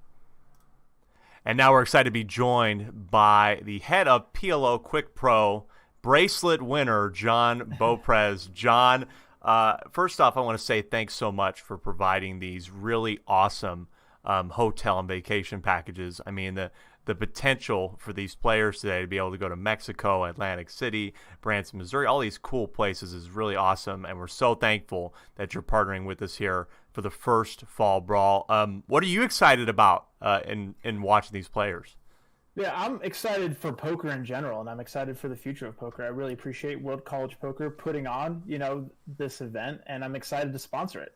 What I'm really excited, like I said, just in general, just to funnel more players into poker. And I think that certainly marketing and getting college players excited is one way to do that. I started playing poker seriously in college, and it's certainly a time of life when you have a lot of extra spare time to really devote to putting in the hours, grinding at the table, regardless of whether you're a PLO player or a no limit player. So I'm just happy to be able to contribute to this. Well, that's awesome, and I know that there might be some players, and even some of the players competing today, that have never tried PLO. Tell us about what PLO Quick Pro is and why it might be good to, jump over into a new pond and try PLO for the first time. Right. Well, Hold'em is great in the beginning when you're first learning poker because it's pretty basic actually. Learning how to play no limit is easy, but I think that once players become more familiar with no limit, as they just look to expand, I think that they'll look at PLO because PLO has really been the game of the future since I was in college. And certainly if you look at year over year numbers, you see that PLO has had some consistent growth for some period of time. And on top of that, for the people who are playing in this event, who have aspirations of playing high stakes, trust me, you're going to want to learn how to play PLO because all the high stakes action nowadays, or at least the majority of it, is pot limit Omaha. And there is a natural transition from no limit players to PLO. A lot of the same strategies that work for no limit transfer over to PLO. So I think that while no limit certainly is still the behemoth of the poker market, and poker tournaments certainly are going to continue to be, I think, where most players in poker spend their time, I certainly think that if you're looking to take poker seriously, and certainly if you're in the business of making money playing poker, you should absolutely learn how to play PLO, which is what we do over at PLO Quick Pro, where we really focus on teaching players how to master the fundamentals, so they can increase their win rate and move up in stakes. We really focus on, I would say the biggest focus is the fundamentals. Nowadays, a lot of times people talk about solvers, they talk about a variety of different training strategies. Really what I do is teach you the training strategies that I've seen proven work with more than 500 students, that I've seen proven work, of course, for myself, and that I think will work for anyone, whether they want to be tournament players, cash game players, or really anything else.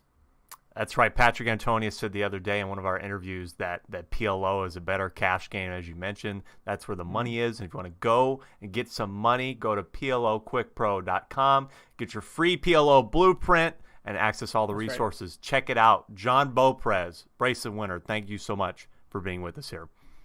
Thank you. Appreciate it.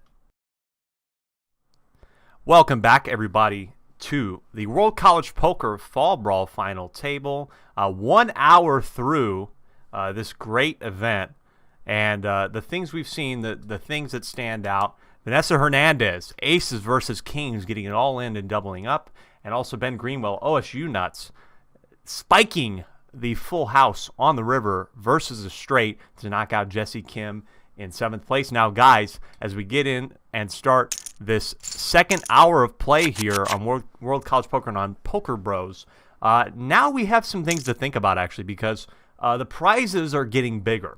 At this point, the next person to get knocked out will get everything that 7th and 8th got, plus a $25 gift certificate for rungoodgear.com. But let me tell you what's next after that. If you survive to the next one, you'll get a PLO Quick Pro $100 hotel voucher. You'll get a $50 certificate for rungoodgear.com, and you'll get Quick Stats, a product from PLO Quick Pro, along with everything else. So, guys, as I've said before and we said in the interview, it's now time to start thinking about maybe some of the considerations of, well, if I get to about 10K, 20K, I get a little short, what am I aiming for? What am I looking for, and what's my strategy to try and ladder up potentially? You're trying to get the lesson with me. That's right. That's in the third spot. You should get third and then just jam and lose. Just stay. I want third. You sounded like you really wanted to know the answer. That's the correct answer. By the way, did you know Blake LeClaire, I think, just pilfered a pot there, unless he really did lead a 4 on the 4-9-4 board. Again, that goes into, if a guy's chip stack is increasing, you don't have a great idea how, that's usually not good for you if you're at the table. But that's something to pay attention to. Does he lead those limp pots when it's very hit or miss? Yeah, I like this Blake guy. I got a good vibe on him. I really do. I'm gonna throw my lot in with Spartan, but I like Blake a lot too. Quinn in the chat has said that Ben has informed him to lay 2-to-1 odds. 2-to-1 odds on his win. OSU nuts, 2-to-1 odds. Folks, I don't know where that sportsbook would be for you to be able to lay those odds, but that's apparently what they are at this moment in time. I love it. Go against these college students who are studying statistics and everything. So if you say those are the odds, those are the odds. Agreed.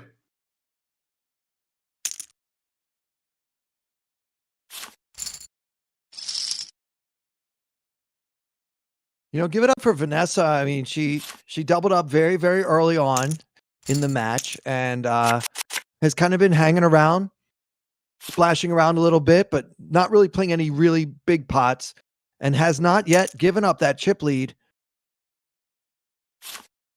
And yeah, the last person we saw splashing around a bit got it all in with the nuts on the turn. So there is some merit to it if people are willing to pay you off. So it's something to watch as we continue. For sure. Not being absolute nuts, but he knew it was the best hand, apparently. Sorry, continue. Yeah. No, absolutely. Just going to say raise and take it there for Ben Greenwell. And Jesse, guys, in the YouTube chat, has joined us in the YouTube chat watching on the rail, says that riverboat was insane. And I can only imagine the guttural reaction he had to see that 9 roll off and get eliminated from the tournament. That's poker. That is tournament poker, folks. It's the first final table of many, my friend. You'll have many more finishes like that, and you'll have many victories. Just one in the record book, just one to the resume. Good final table, well played. Very well deserved. I miss Jesse Kim. You know, I like having him around. Probably because I'm not sitting in Vanessa's seat. It's no fun to have a guy like that on your left, right? But yeah, he was fun to have at the table. And you know, like I said, he was in New Jersey, which is where I am right now. So I kind of felt a certain kinship with him in Montclair State. As I mentioned, I did a show there and it was so much fun. So I kind of had high hopes for Jesse Kim. And you know what? He has nothing to be ashamed of. There were over 1,000 participants in this event and he got 7th place. So, you know, good for you. Here we go. A big pot now. All in. I was about to say, when I get it in good and then I get outdrawn, there's a big part of me that's relieved because when I play bad, I can't sleep that night. And then I have to explain it to everybody around me. This is one you can, it's okay. Nothing to be ashamed of.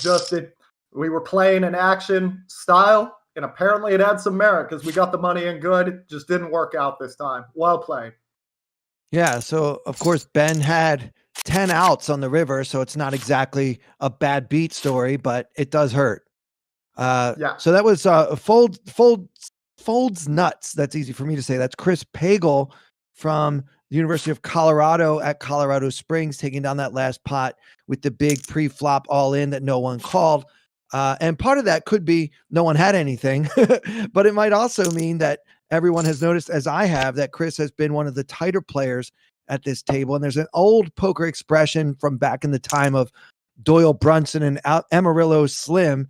It takes action to get action. So maybe if you've been a little too tight, then when you do finally put in your big all in, you don't get called like our friend Jesse Kim did when he got it all in good. It's hard to get action when you're known as a very tight player. And guys, I was going to mention that he's from UCCS, and we have somebody we know. I know their sponsor at the UCCS Poker Club, and you know they definitely have a feeling when we talk to them and play poker. They have that old style sort of play, and I think that's probably what he's utilizing here. Playing really patient, wants to just try and get in good and play pots with the good hands. Whether or not that's going to work out to get you to the top, I'm not sure, but he's still around. He had 2 comrades fall right away so far in this tournament. But what are your thoughts on that? I mean, do you think it's a bad strategy for him to play right now? Do you think it's okay? Does he need to get more involved? Great strategy, the ladder to the Alexander Fitzgerald poker. Right, no. Yeah. But, no, it's... there actually is, if I can remember correctly, Dewey Tomko was a very solid player, but he would turn on the jets right at the end, and you wouldn't know what was going on the first, 8 hands, and the blinds were super big, and he would put himself right there in the action, and he would outlast a lot of fantastic players, especially when there will come a time where guys really want to get out there and they want to gamble, and it's not a bad strategy to wait around and then turn it on later in the tournament. That is not a bad way to play, especially in tournament poker where sitting there can help you make money. Now, the problem I have with many players that do play that style is they never turn it on. They never take advantage of their image. And Jonathan Little, I believe a couple of years ago, wrote an article about the #1 mistake he saw at the World Series of Poker, and he said it was, to Clayton's point, people wouldn't give action, they wouldn't get action, they would only be 3-betting the nuts, they would only be entering with good hands, and then sure enough, when they 3-bet their aces or kings, people would just peel to see if they could beat aces or kings, and they wouldn't give action. You have to turn it on at the right time, and I typically do not endorse a super tight style, even though I'm a nit at heart. I really do think you have to give action to get action. Yeah, well said, Alex. And I think another point that might support Chris's strategy so far is that he does have Ryan on his left, and Ryan has been incredibly active, involved in more than half the pots, I would say, so far, as we watch Ben take the chip lead here with a straight on the river. Very, very nice. Ben is now the chip leader with 6 players remaining at this final table. But getting back to what I was saying, Chris has been tight, but he's also got a very loose player on his left. And you're a little bit handcuffed when you got an action player on your left, right, Alex? I mean, you can't just get as involved as you might otherwise like to when you have to worry about getting raised, called, 3-bet all the time. I'm a petulant child when someone is aggressive to my left. Nope, I'm not playing. Nope, I'm leaving this game. No, seat change. I'll move down if I have to because it's that much of a pain in the ass. If someone actually knows what they're doing, it looks like this gentleman does know what he's doing to a point. I've only seen so many hands, but I would not be enjoying this. I don't mind tightening up so far.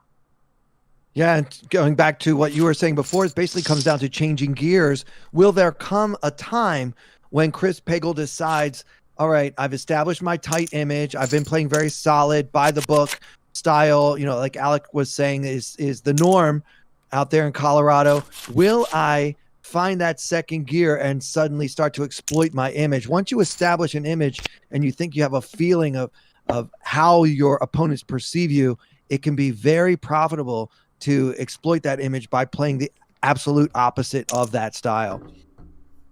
Yes, sir, and that's why knowing your jamming ranges is so important, because sometimes you wait until that stage of the tournament, and if you know when to go all in at the right times and you're actually doing those 30x shoves versus extremely loose opens, nobody calls you correctly, and you can build a stack really quickly, and usually they start calling you down right when they shouldn't, right when you actually get some chips and you can wait around a bit and you're actually shoving ace-queen, but they go, you know what?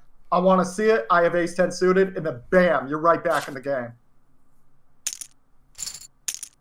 Vanessa's saying, I don't like second place. First place was more fun. Yeah. When can I pick up aces against kings again? Feels like a lifetime ago. Guys, do want to mention that that Blake's mother, Michelle, is in the chat saying, looking good, Blake, and then Mama's proud. And Blake so far hanging around and playing pretty decently, I would say, so far at this final table. That's badass. What a cool mom. That's a great mom. Someone else in the chat said Blake stole my girlfriend, so I don't know which one to believe. He stole all our girlfriends, man. Yeah. Right before his gap year in Portugal. It's terrible. His gap year. Oh, Lisbon is so nice this time of year. Is that a comedy trick? Because that's a copywriting trick, Clayton. Like, just specific names. Is that a comedy trick? I didn't think that would be funny. I was just goofing off. No, I think that more specific is generally funnier than less specific. So, yeah, for sure. Vanessa, raise and take it. This table has suddenly gotten tighter. Did I tell you? Did I mention I miss Jesse Kim? Perhaps he was the action, or perhaps what's going on, Alex, is that players are starting to feel the prizes. As Alec was mentioning, the prizes are about to get much richer. So perhaps they're kind of waiting for each other to go broke so that they can climb that proverbial ladder. Now, I don't play that way as much as I should. I always try to win every tournament, even when it makes sense for me to fold my way into fourth place. I still say, well, if I just triple up 6 more times, I'll actually win this. I'd probably have a lot more money today if I didn't have that attitude, but I really like the adrenaline rush. Like, talking about Zwan Liu at the beginning, like, she took every chip of mine at the PCA because I opened, she 3-bet. I was like, she ain't got it. And I put it in. Oh, no, she does. Like, she does. And, shout out to our sponsor. If you want to learn from someone, I could not win a pot off of her when we played together. That's right, Zhuan Liu and Poker Power, basically flipping the table on men in the game and empowering women to do what they want to do, and particularly in the game of poker, learn the game and feel more confident at the tables. Check them out, pokerpower.com. Zhuan is no joke, and I thought she did a great job on the interview as well. Oh, she was lovely. that was absolutely. That was a hell of a pitch. I wanted to join. Obviously, I can't. She had the She had the background. I don't even have a background ready to go. She was just ready. She was ready. I was like, wow, that's impressive. Yeah. I should get one. I've got my queen's apartment right now in the radiator. I've got my New Jersey Airbnb going here, so I guess I win. Yeah, brother. You mentioned. Well, I'm going to play in the. Woo! Go ahead. I was just going to say I'm going to play in the World Series of Poker main event tomorrow, so that's why I'm in New Jersey. Oh yeah, yes. Good luck, sir. All in and fold. So that's twice that our friend Chris Pagel has tried to get it all in, and both times he got no action. I can only assume that he wanted action, but perhaps not. Maybe that was the spot where he exploited his tight image. If he turns it on right now, I like it. Spartan, we don't see getting involved. If Blake LeClaire came to play. Yeah, Blake was solid earlier, and I feel like he's opened up his raising range as we get shorter and shorter here at this final table, down to 6 players. So you do want to open up your game a little bit. I think some people take that a little too far. I'm right here, Clayton. Some people. And one thing I wanted to mention in the middle, Clayton, we were talking about the prizes. I think the point where things get really serious is around third place, because that's where the first PLO Quick Pro hotel package comes in to either Lake Tahoe or Branson, Missouri. So that's kind of the spot where you're like, man, third place is where you want to get to. So right now, I wouldn't even. It's kind of a mini pay jump, I guess, right here. But you definitely don't want to go out in fourth place. That's for sure. It's still great prizes, but man, that's going to be an interesting spot to look at as we go forward. As when that gets four-handed, how do people respond? Oh, wow! Whoa! Woo! Talk about what we just saw there from Ben Greenwell. That was a hell of a call. That was I was listening and I wasn't sure I got the action right in that big bet. I was lost, but apparently he was not. I would have needed a few more seconds. That was crazy. Huge call by the chip leader. Well done. And now, really, because that was against the second place chip leader, Ben is starting to run away with this a little bit. He's got everybody very well covered now. And that's always a good feeling. When I'm the chip leader at a final table, I feel like now I have all of my tools at my disposal. I can put pressure on people that I think can be pressured. I can sit back if I get card dead for a while. There's no urgency for me because, having those chips is just, chips are freedom to an extent. Yes, sir. So we'll see what Ben does now that he has expanded his already impressive chip lead. He's graduating this spring with a degree in actuarial science. That's OSU nuts, right? Yeah. Yeah. Wants to work in sports betting, poker, Vegas, is really into stats, figures, sports betting. These are the people you got to be very scared of. And in his interviews was talking about patience and bankroll management and focusing on improving your game. You should be scared right now. Yeah, absolutely. Clearly, Ben knows what he's doing. He's the president of the poker club, among other things, at his school. And, there's a long and storied history of people with actuarial backgrounds doing well in poker. So whether it's the main event or any other part of poker, you do hear about people coming from that career path fairly often, I think. Seems to lend itself well. And actually, Vanessa's studying to be a dentist, correct? I had a dentist really play well at the Venetian one time versus me. I was like, where did you learn to play this well? But maybe you get to call your own shots and call your own vacations when you run the place. The thing about being a dentist is you can really drill down to the best strategy.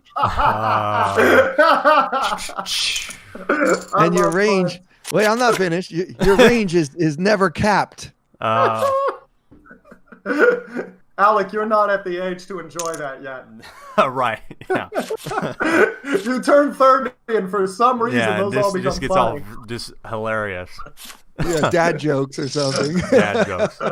I love them. I apologize, everyone, including myself. All right. Shows the Trey Deuce. There you go. I did want That's to why I mention, folded. guys, because you were a little. We went really fast with that one hero call with Ben, and I want to get back to the action on that. So it was a raise from Spartan and a flat right to the left by Vanessa. Then the call. It went check through on the flop of 4, 5, 7, 2 clubs. And then the Jack of Clubs came turn, and Ben and OSU Nets decided to lead for 2K, and Vanessa did the min raise to 4K, and then River on the pair Jack, it went check, pot, polarizing there, and then tanked for quite a bit, and made the call with the 5 and got it right. So you wonder what kind of read he had on Vanessa there to tank and make that call, or maybe it was just sort of like the time's going down, and I just have to make a decision, because that can happen too, where you're just like, oh my god, I have 2 seconds left, I need to hit a button. Which one do you think it was? To play much faster. I still play very fast, but I would do it because for some reason when I was in a slump, if I worked out that day and I was feeling good, I would make much better decisions if I was rushing myself than if I got into my slumping brain and started justifying things that didn't make a whole lot of sense. She said she shoots from the hip. She said not those words, but she says I like to go with my gut. If she could see the hand, she would know he was pretty weak. It was just a prediction that failed. And there's no shame in that. It was fairly, that's a hell of a call. That is not easy by any stretch of the imagination. That was a hell of a hand.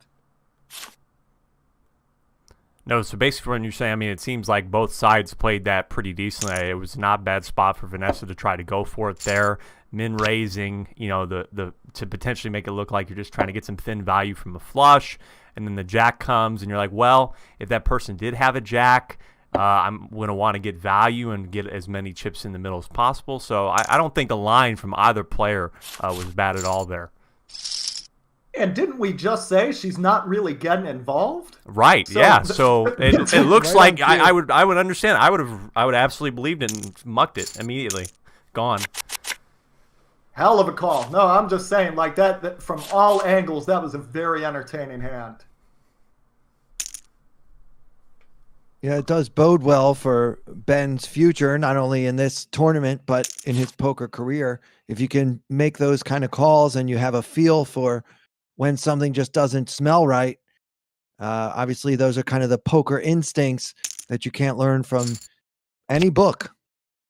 He felt I can it. attest to that. Yeah, he went with it, right? Every time I do a hero call, it's a lot of combos missed, and maybe there are some live you can see certain tells. Like there are certain people who are never nervous with a hand, and then all of a sudden you notice they can't even pick up their drink right or talk to anybody right, and that can give you something. But online, that is something that is. You'll see some guys that will see something with the timing, and that is a hell of a skill if you've got it. Blind battle here. A big open here from Vanessa. She's getting all those chips back right now. Yeah, 5 times the big blind. That is a non-standard bet size. Chris hasn't folded yet. Oh boy. There it goes. All right. I thought we were going to have a little action there. I think Chris had a hand where it wasn't easy to decide what to do. Had to think about it a little bit there, but did ultimately decide to throw his hand away. What does folds nuts do there with ace 10?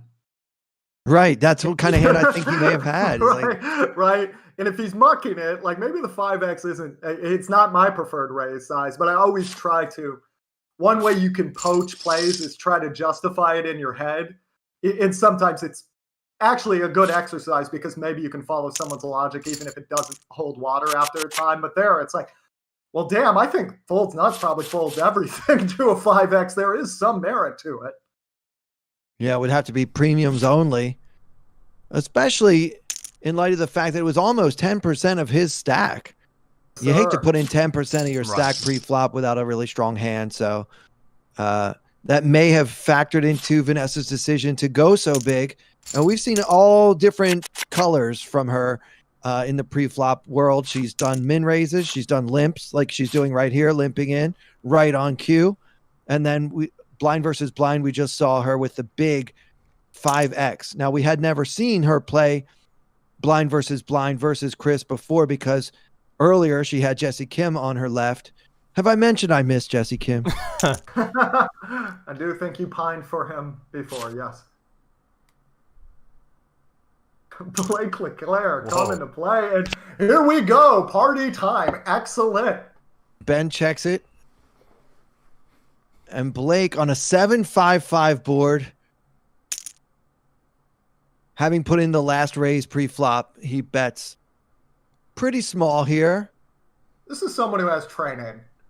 This bet size. That's the right size for the flop. Yeah. This is someone who has studied a bit. All right, Blake. You stole my girl, but I got to give you props. Mathematics major, plans to pursue law. Oh, and look what got folded there. Tens got folded by Vanessa.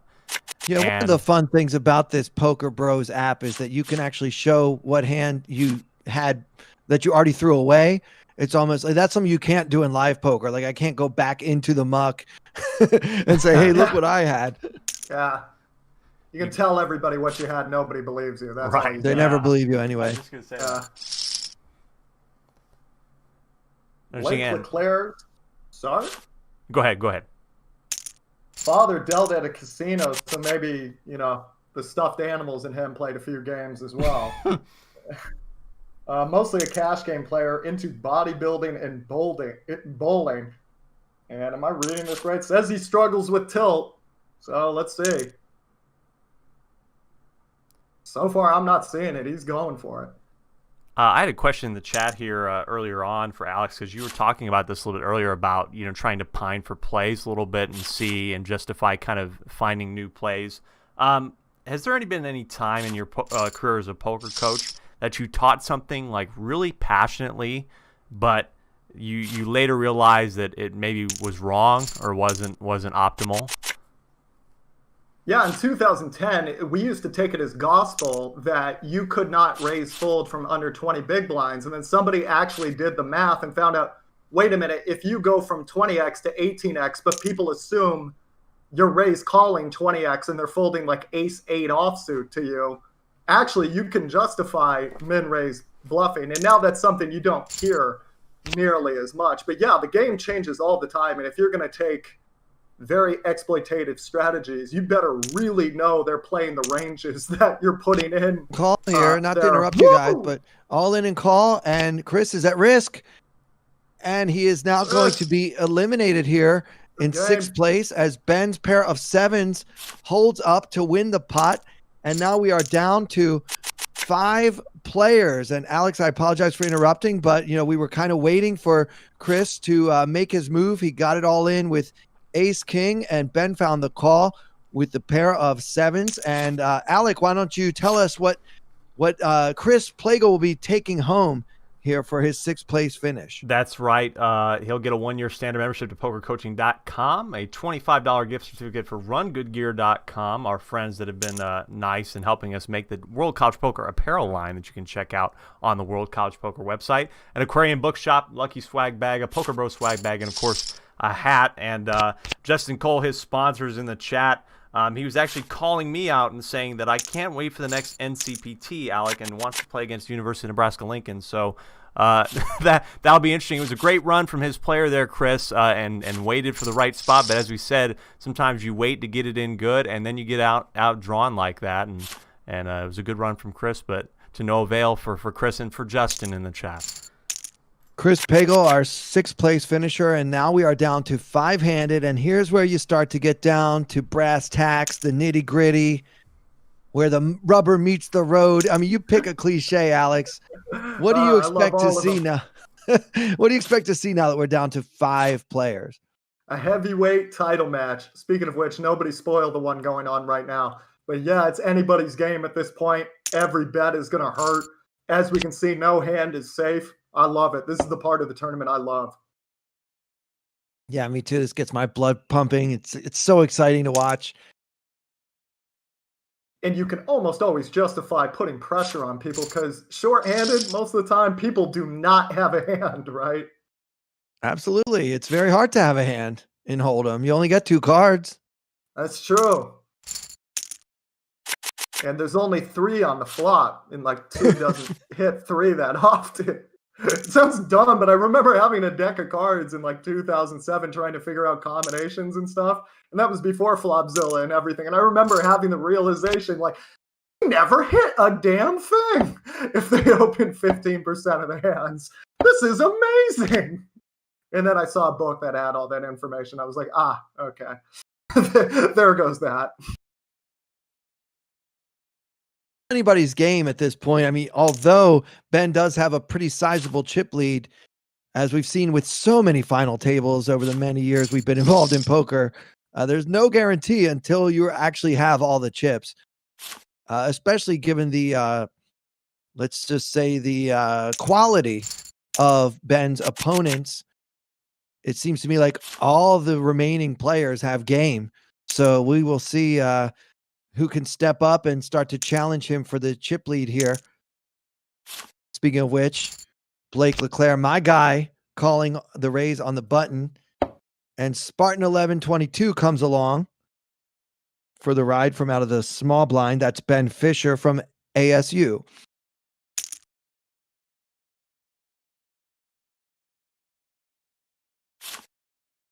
We'll see bet here from Ben. Gets check raised. And I can't snap complain. fold. Nice pot there for Ben Fisher. Spartan 1122. The elder statesman of the group at age 35. He has Don't been worry, playing- Sorry, go ahead. You're still younger than I am. He's been playing since high school home games, right during the Moneymaker boom. So Some people watching this are like, what's the moneymaker boom? Okay, kids, gather around the fireplace and let Uncle Clayton tell you about 2003. Who won it the year before? Varconi? Yeah, Robert Varconi. Robert, yeah. I was playing with a guy at the Borgata who looked just like him, and I said that to him, and he said, nobody said that to me in 10 years. And nobody at the table knew what I was talking about. I was like, my God. Maybe I've been playing this session a little too long. Anywho. Check the turn. And now the river card is the ace. So you got to think nobody's got... That's a dangerous turn to check with the goods. Ooh, okay. A lot of missed draws out there. Frisky bet here. I like the sizing. No matter what he has, it's a good size for a bluff or a value bet.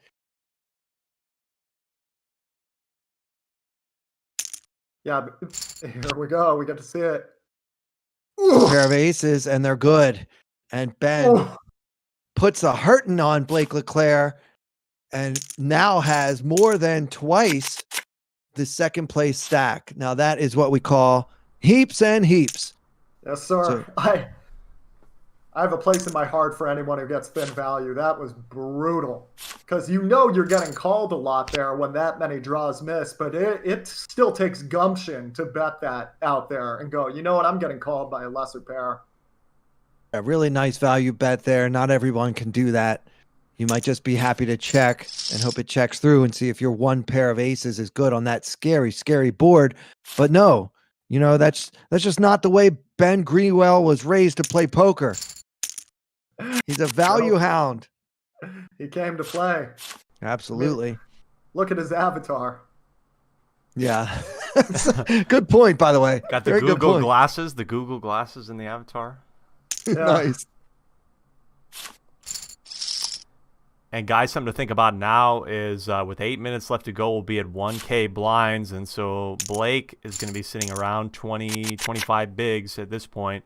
It's probably time to start finding some hands. You know, like Alex said before too, as we mentioned, you know, maybe a min raise, you know, sort of strategy at this point. But Blake's thinking about this, thinking about some options at this point. You know, Blake, I'm going to tell you the same thing I tell myself whenever I lose a big pot deep. Take it serious now, because if you do not take it serious, it's going to hurt a hell of a lot more tomorrow. Good advice. That's good kind of mind game, mental game to have in your pocket. Like, how should I react when something big like that happens and doesn't go my way? And it always happens. You always got to tell yourself it's going to happen, because it's anybody's game. It's a weird game. It's hard to track people. You're going to make mistakes. So you have to be prepared for it. You have to tell yourself, okay, at some point during this tournament, I'm going to lose a big pot. How will I react to it? And there are some sports psychologists who believe you should visualize it, so it feels familiar once it comes up, and you can turn it into a narrative of, I will overcome it this time. But if you're not prepared for it, it's like going into a boxing match and getting hit and being shocked. You knew it was going to come. Ace, ace, king on the flop here. Checks all the way around. Action on Vanessa. On the queen of spades here on the turn. This is the kind of board where even a tiny bet is probably best, either for value or as a bluff. And she does make one. A tiny bet gets called by Ben. Heads up to the river, and it's the 10 of spades. You think she's gun shy after that last pot? Possibly. She might just have an ace and fear a jack, though. Yes. Let's see if Ben wants to try to win every hand. He does. He bets again, and Vanessa throws it away. I came to party. Well, Mr. Google Glasses himself from Ohio State University now has almost 3 times the second place chip stack. That is a great feeling in any tournament. I don't care who you are. It's great, but it's still anybody's game. I was playing a 50K on Sunday, and I had the chip lead 4-1 heads up, and I did not win that tournament. So I can tell you intimately, it's never over till it's over. Absolutely. Well, I can remember there's been heads up examples. Maybe this is my memory and watching old poker content, but I want to say there was a World Poker Tour where Gus Hansen was looking to go for his third, and he was he was up like 12-1. Or some insane ratio like that, and ended up losing it and didn't win his third WPT title. Correct me if I'm wrong, I have to look at that. But, I mean, it's crazy. It's definitely never over as long as you have chips in front of you. Claire is all in after 2 limps. We'll see if Vanessa limped with a strong enough hand to call this big, big raise. 22,000 chips. And we know Ben can afford it, but will he decide to call? We shall see. That's Vanessa running out of... Sorry. She makes the call, running out of time, but she makes the call. 9s versus king queen. It's a coin flip. She can't. And the king on the flop. Blake has a few more outs here on the turn, but he does not get there. And it appears that we are now down to only 4 players as we say goodbye to Blake LeClaire in 5th place. Blake, he came to play. He played very well. A few big pots did not go his way. And the 20-year-old from the University of Arizona is your 5th place finisher. Alec, you know what to do. What do we get for 5th place? That's right. So as I said before, this is a big spot. A $100 hotel voucher going to Blake, courtesy of our friends and John Beauprez at PLOQuickPro.com. You got that standard membership at PokerCoaching.com. A $50 gift certificate for one of the premier poker apparel sites in the nation, rungoodgear.com. You get that PLO Quick Pros, PLO Quick Stats. So, hey, he could transition over to PLO after this. He's going to have plenty of training.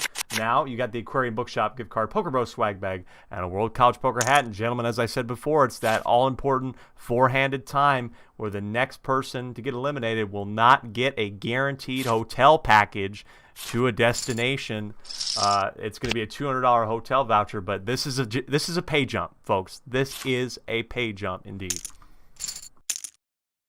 We've reached the witching hour for you NFL Red Zone fans. Fun graphics there by Ben. Hey, Ben, I thought you were doing that to me, Clayton. I was like, bro. No, that was a Poker Bros animation. Hey, Ben, are you having fun yet? Mr. I have everyone covered by more than double. Let me tell you, that was a little weird to hear in the headphones, and some people are going to be like, what was that? Because we heard a noise with, and it's like, what in the world is going on? This app is a great time. I mean, you can do all kinds of things with Poker Bros. It's a really fun app. Maybe you might be hearing the beauty of New York here. Speaking of fun sound effects. It's the best part of New York when the police are driving down the street. It sounds like they're driving right through your kitchen. It is very endearing, let me tell you. Yeah, sometimes I ask myself, why do I live here?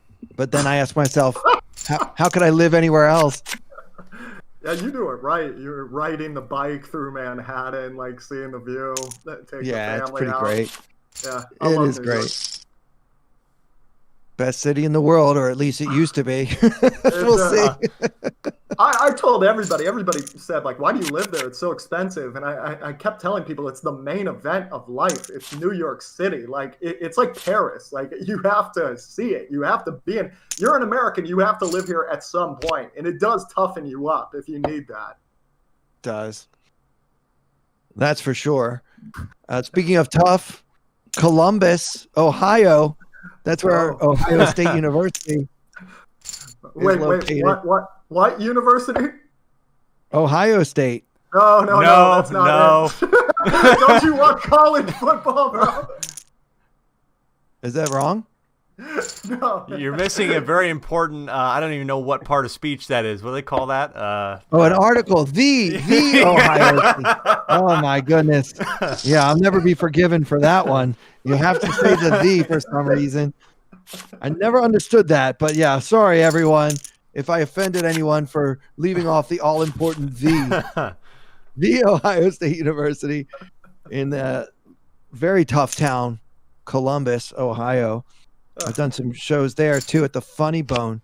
Shout out to my friends at the Funny Bone in Columbus, Ohio, one of the best clubs in the country. Where haven't you been at this point, Clayton? Yeah, it's a traveling life. You know, it really is. I've seen the world, man. As have you. Yes, sir. It's been fun. It's I mean, that's part of the salary. A lot of the bios I read, people were saying, I really want to play poker. And my advice is, get your degree, always have that.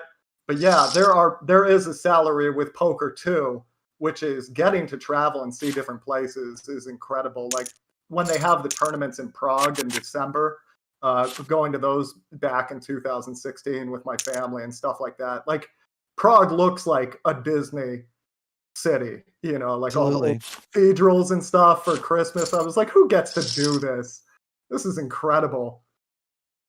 And now our players will get a chance to do that, guys. They're going to have a chance to do the same thing and visit exotic locations. So, yeah, very exciting.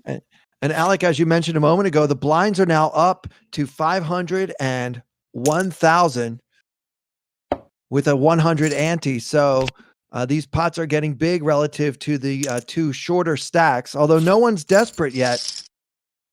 50 big blinds is not at all a desperate stack, but things are moving quickly, and we shall see. It's going to be a fun ride.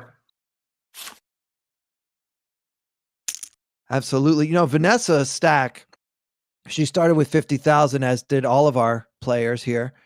And then she ran it up to 100,000 right away with a huge double up on one of our very first hands. It went down to maybe 75-ish. She's been in that range the whole time. She's just kind of hanging around. Meanwhile, OSU nuts. Remember at the beginning of this final table, I told you to get that lead? Did you see what he just did? He risked 8,000 out of a 210,000 stack. That is meaningless to his stack. But RTC is sitting there with 50 big blinds going, if I call this and I'm facing a 10 big blind, 12 big blind bet on the pot, I'm looking at all my chips on the flop. So I got to think about that pre-flop if I just open that button with nothing. OSU is in the driver's seat right now, and he seems to know what he's doing with it. I get the feeling he's had the chip lead in other tournaments before, and the guy is not fooling around. The rich get richer in poker and in life. As you mentioned, Alex, he can leverage the fact that he has that big chip lead, and the chips mean a little bit less to him than they do to his opponents because they need to survive, and he will survive even if he loses one of these pots. Yes, absolutely. Well, and guys, he's got more chips than the rest of them combined. 208 to about 180 right now. It's a good point. Yeah, he's got everybody covered. Even if you put their stacks together, that is a great position to be in, obviously. But he checks and faces a bet here on the flop of ace, 8 deuce. Check raise from Ben. Ben asks, who wants it? What do you do there with ace 10 if you're in Spartan spot? I don't know. I mean, I guess you have to go with it. I don't want to fold an ace. I'll be right back, guys. When there's a big stack bully at my table, I don't like to start folding top pair to that big stack bully. So if I would have had ace 10, we're not saying that that's what Spartan 1122 had, but I don't think he should fold it. Limp here under the gun from Vanessa, a creative and unorthodox play. King 8 on the flop, rainbow. Check over to Vanessa. And here in this limped pot. Timing seems like she might be gearing up for a bet here because, or maybe just taking some time. Yeah, she's going to bet, and, it's interesting to see this. I think, Spartan lets it go. Not much really that you can get hit with if you're limping under the gun four-handed. I mean, you're going to miss that quite a bit. So you wonder, maybe Spartan could have floated there with a little something. You wonder what Spartan may have folded there is folding out on that board in the limp pot. Mm-hmm. Absolutely. At the same time, you don't often see a float from out of position. Right. But if there were ever a flop to do that on, that would have been it. King 8 rainbow. Another paired board on this flop, Jack deuce, this time 2 hearts. Check and a little more than half the pot here from Ryan. And get the check raise. These players love to check raise, don't they, Alex? Yes. It's like you throw that jab at me, you're going to get that cross. You're going to get that counter. It's nothing easy at this final table. Oh, okay. It's all in and call. Oh! He waited a long time to do that. Okay. And the flush misses. And Spartan with the much needed double up. Very, very nice hand, leaving Ryan very short stacked here with just 5 times the big blind with 4 players left. It's going to take a miracle for Ryan to get back into contention here. What a hand. He had the flush draw. He had a pair of kings. But little did he know that Ben Fisher was sitting there with the goods. Well, it was obviously a decision to go with it. I mean, in your mind, he was basically looking for backdoor to call that 5K, and that 5K cost him 40 by then hitting a king in the wrong spot. Do you guys think that could have maybe been a fold there, even though it was such a small, thin check raise? He assumed Spartan was going to be hitting the brakes quite a bit. He thought that flop check raise could be very light, but it's one of those things. Spartan's been very, very, very careful. Yeah. So it's one of those things. The first check raise, I'm probably going to give it to you, even though I don't like it. And you see why that is there. It seems inconceivable that people aren't bullying you when you just you can start seeing things when you're on a shorter stack, and people keep seeming to raise you and keep seeming to 3-bet you, and you think all these people can't have it all the time, but you got to remember it's very hard for anybody to raise as a bluff. Right. So if you give them the benefit of the doubt without any other extenuating information, that's never a bad first option. However, once you do call there and you turn the king, and Spartan did jam it, like, I've got my draw, I got to get you off this hand, it becomes very difficult. Hawaii's very own Ryan Clark, all in. And called by Ben, so we're going to see he's at risk with ace-queen. He's got the best hand for now, but a jack on the flop. We need Well, I didn't even have time to say what we needed, but we didn't get it. And Ryan Clark is now eliminated, the 24-year-old from Sacramento State University, a graduate student majoring in jazz performance, is your 4th place finisher. Alec, tell him what he's won. That's right. So that, as we said before, that was the all-important spot. So 1-year standard membership to pokercoaching.com and a $200 hotel voucher. Not bad. That'll get you a couple nights in some places. PLOquickpro.com gave us that. A $100 certificate to rungoodgear.com. Got to give it up for Tana and the great people at rungoodgear.com. PLO Quick Pros, PLO Quick Stats, the Aquarium Bookshop swag, the Poker Bros swag bag, and a World College Poker hat. Now, folks, guaranteed the next person eliminated will win a 4-day, 3-night hotel package in Lake Tahoe or Branson, Missouri, and a 1-year premium poker coaching membership, and a private lesson with Alex Fitzgerald. You're guaranteed that at this point. So this is the time to, if you need to pat yourself on the back, if you're one of these 3, this is the time. You've made it to a big point in this tournament. Very exciting, and congrats to Ryan Clark. Very impressive 4th place finish with over 1,000 players competing in this event. Very, very good. So congrats to you. And now we get down to 3-handed. There's nowhere to hide anymore. There's only 3 players left. Obviously, we have the have and the 2 have-nots. But this can change rather quickly. If you're watching this and you don't watch a lot of poker, and you think, oh, well, obviously OSU Nuts has the most chips, he's going to win the tournament, I would say not so fast. I mean, yes, he is the favorite to do that at this point, but with the nature of 3-handed poker, a lot can happen, and this could change rather quickly, right, Alex? Yes, it can change very fast, and any tournament veteran is never feeling safe in OSU Nuts' spot. Speaking of which, Clayton, if you're on this big of a bubble 4-handed, and you have one person who is that short, as Ryan was, and has 4 big blinds, 5 big blinds, do you want to call there with Jack-9 of spades, or do you hope he stays around so you can keep punishing Spartan and Hernandez? Like, just keep going after them.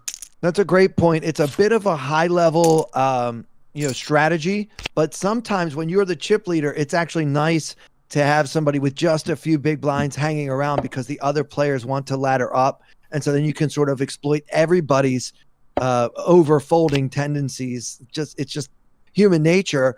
So if you were, say, for example, a Spartan 1122, and you see that you have 80,000 and there's a player at the table with only 5,000, you don't want to tangle for all your chips with the big stack, where you could end up going out in 4th place, which would just be, a virtual disaster for you. You want to wait for that short stack to lose. So for that reason, sometimes it can be a good strategy to not call with the Jack-9. You want that guy to have a few more chips so that you can continue to big stack bully everybody.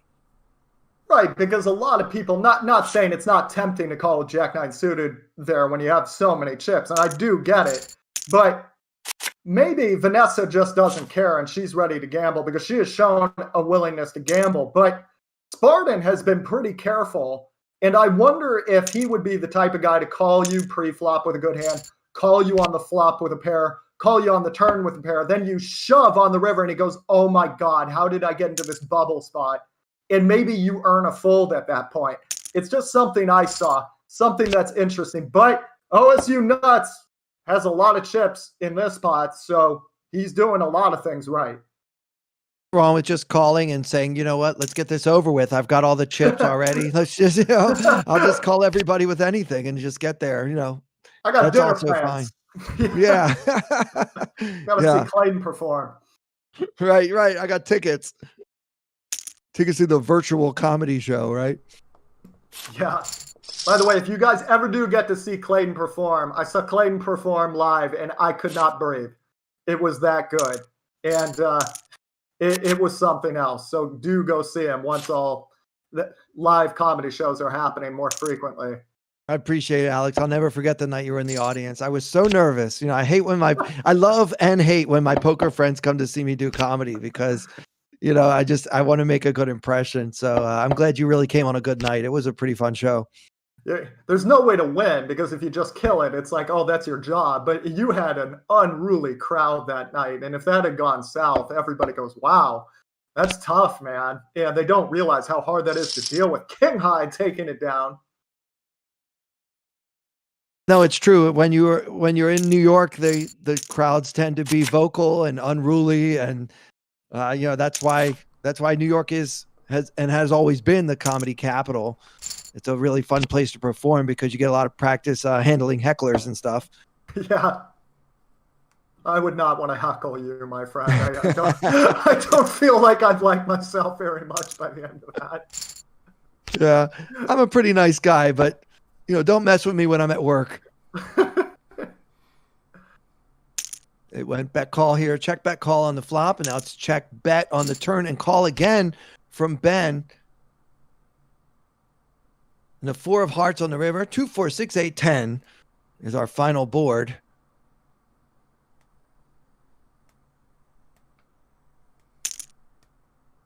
And now Ben leads into the razor and gets shoved on and called.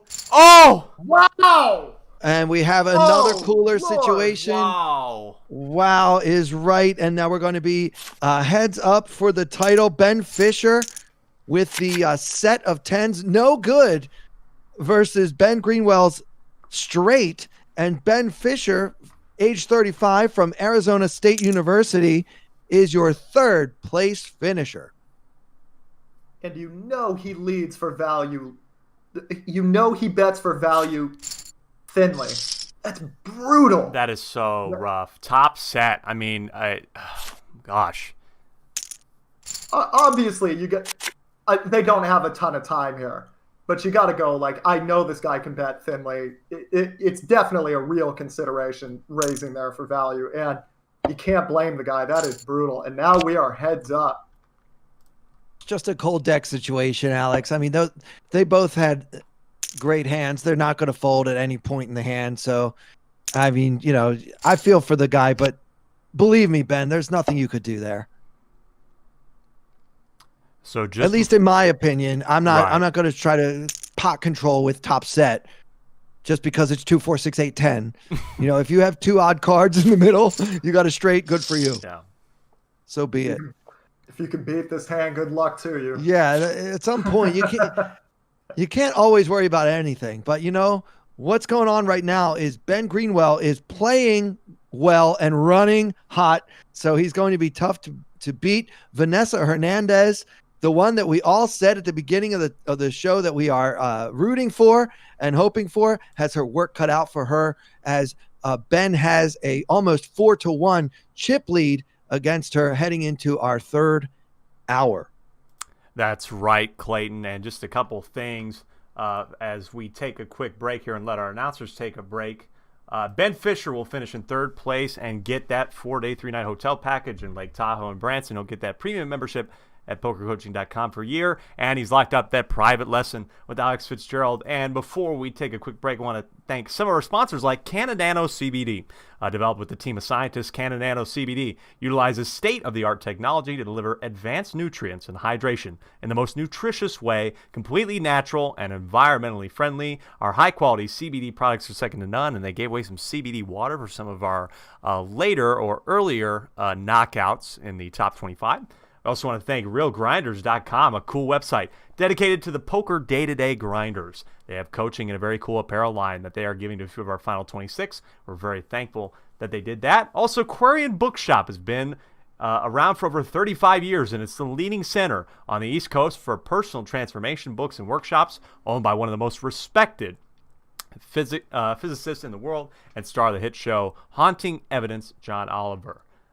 That's that. We're going to come back in a little bit with the last hour and the last heads up. Vanessa, the final woman standing, versus Ben Greenwell. Ohio State University, the Ohio State University, up 4-1. Come on back. Do not go anywhere.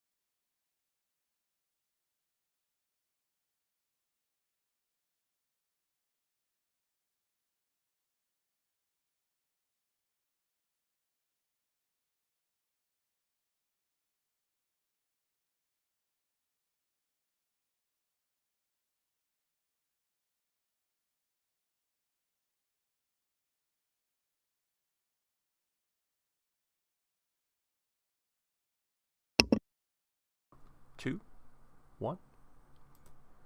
Welcome back. We are again about to head into the heads-up portion of the first ever World College Poker Fall Brawl Invitational. I'm Alec Rome. I've been your producer so far, and now joining us for heads up again, here's Alex Fitzgerald and Clayton Fletcher.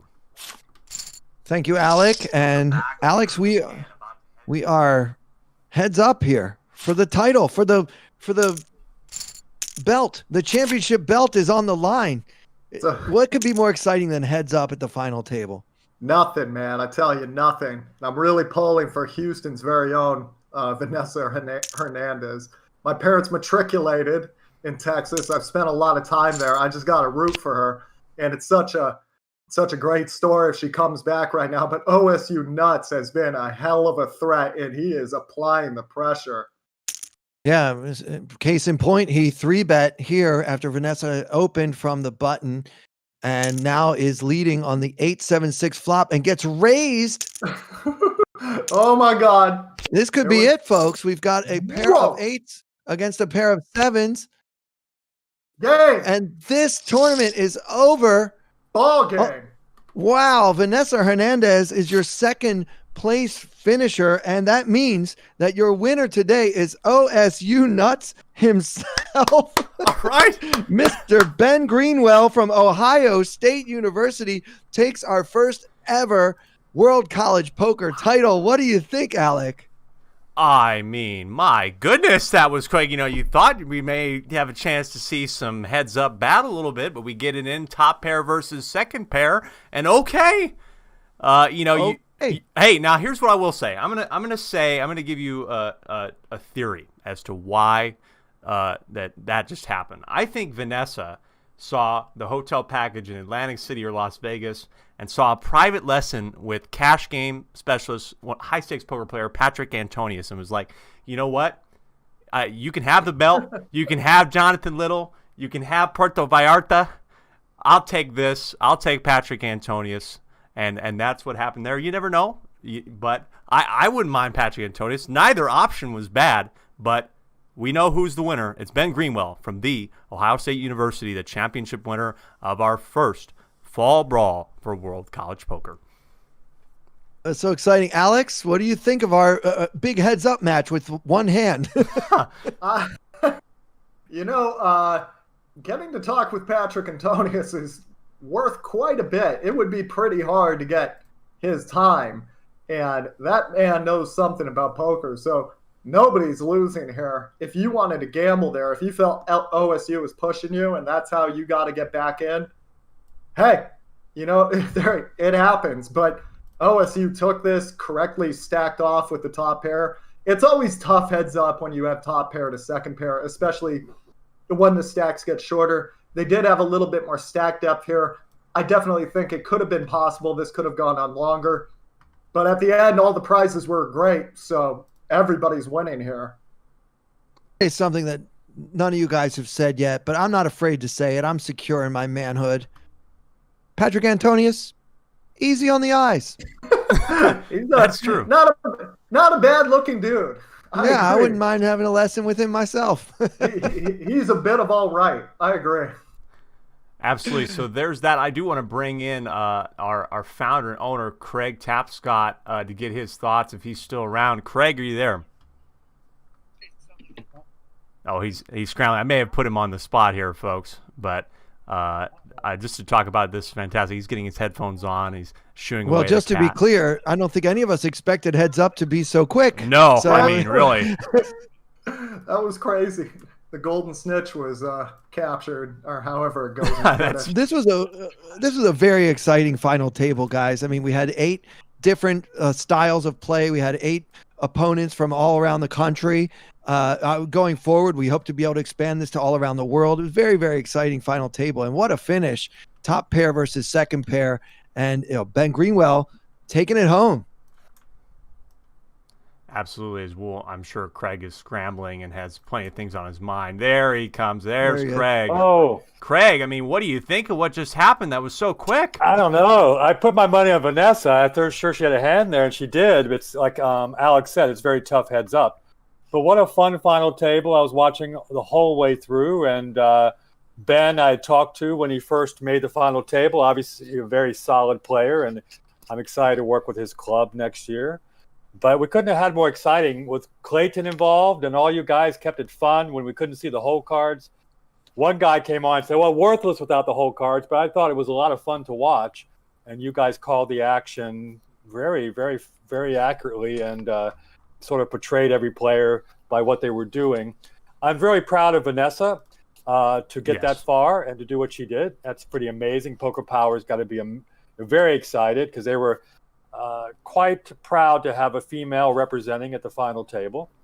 And then, obviously a professional player like Ben, who's played a lot, is the one that pulls it out at the end. So I appreciate such an amazing group of people I've been lucky enough to get involved with here with you guys. Thanks to Alex Fitzgerald and Clayton Fletcher and Alec Rome, a discovery of ours in Nebraska there. And next year is going to be amazing, bigger prizes and bigger events. So I hope you guys stick around and hang out with us next year. And check out all Alex's programs on our poker education site. He's been doing this for many years, one of the most prolific writers, trainers, and respected poker players in the world. And I haven't seen Clayton live yet, but I'm not going to New York City yet, Clayton. I miss New York. I used to live there. But Alec, thank you very much for doing a great job as our producer here and being involved with us for the last few weeks and bringing us home here. Oh, absolutely. I mean, it's been a fantastic time to be able to meet some great people, and we've had such amazing partners in this.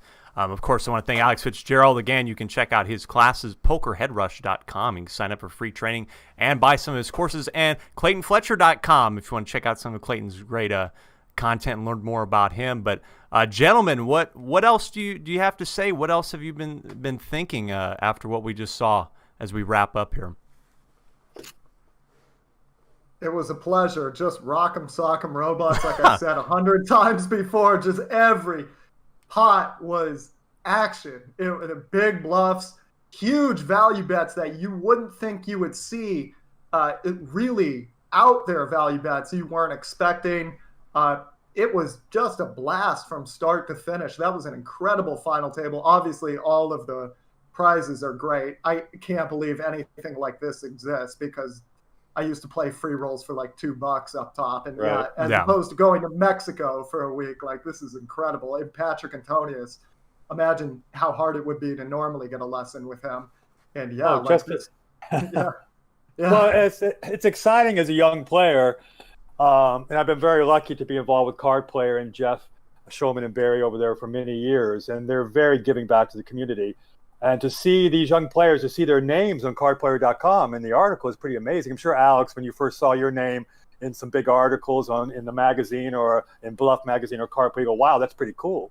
Yes, definitely. Right? So thank you, guys. Alec, anything else you want? I mean, you're the college player. You even played. So looking forward to next year. Yeah, I mean, absolutely. I'm looking forward to next year. One of the things that I've been even thinking about too was, some potential challenges we could have down the road. I mean, UNO Poker, one of my big things coming up here in January, we're going to do a charity live stream for one of our season finales. For our last semester, so I'm really looking forward to that. I'm looking forward maybe to sending a nice challenge over to Ohio State or maybe our friends in the chat from UCCS underneath the World College Poker banner. We'll set something up and maybe have a duel of some kind and stream that live on Twitch. I know, I know Alex and Clayton may not be able to stay around that long, but I have our OSU faithful in the chat saying that he's going to stream live on Twitch in a little bit. And if I'm willing to stick around as the guy to talk to him, it might be a little bit. Those two don't have to stick around. But I would like to talk to our winner since we obviously ended heads up. Yeah, I think we should. If you guys want to stick around, that's fine. I mean, we might have to fill some content here for a little bit. You don't have to if you don't want to. But we'd love to get Ben in here. See, I told him I'm trying to work on my end to get him in here. Okay. One thing I wanted to thank, I mean, I had a vision 12 years ago about this event. Well, that's 9 years ago. And I brought it to my friend, Chadwick Pelletier. He's a TV producer, screenwriter, you name it, Chadwick can do it. He just also happens to be very talented. And I tease him that he's my web guy, but he's my partner. And he created an amazing website. And everything you see out there is done by Chadwick. while he's doing all these other things. He's just finished writing a TV series. So he's a very, very hardworking person. I'm lucky to be involved with him. And then the IT department and the people at Poker Bros could not have been more hospitable and excited about this event. And they've done everything for us that they could possibly do. So Ben and Claudel over there, and George and Eric and all the owners at Poker Bros were very appreciating of all your support.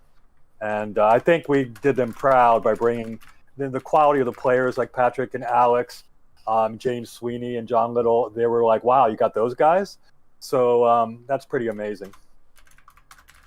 Absolutely. I mean, we had such an all-star lineup of coaches and partners and people that really wanted to get behind something like this. I guess I do want to pose this question for anybody because, we were on the subject.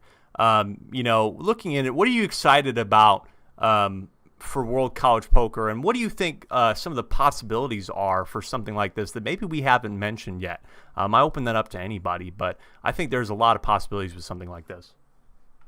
Say, for me, it's exciting that there's this whole new crop of young college students that are excited about poker, and they have poker clubs in their school, and they're learning about the game. And even from what little bit we got to witness today in the last few hours watching this final table, you can see that they're bringing a fresh kind of perspective to the game, and the way they're attacking the game. I think it bodes well for the future of poker. One thing that people were worried about is, all the exciting players are getting older, and we need some fresh young blood into the game. And I think that World College Poker could be a huge part of kind of instigating the next crop of exciting new players. I mean, I would love to have seen this final table live, like in a stadium or something with the fans cheering. And I know that that's part of the vision of what we'd like to do going forward. And the whole time we were doing the broadcast here, that's what I was thinking about as well. This is fun, and imagine what it would be like if we could actually do this.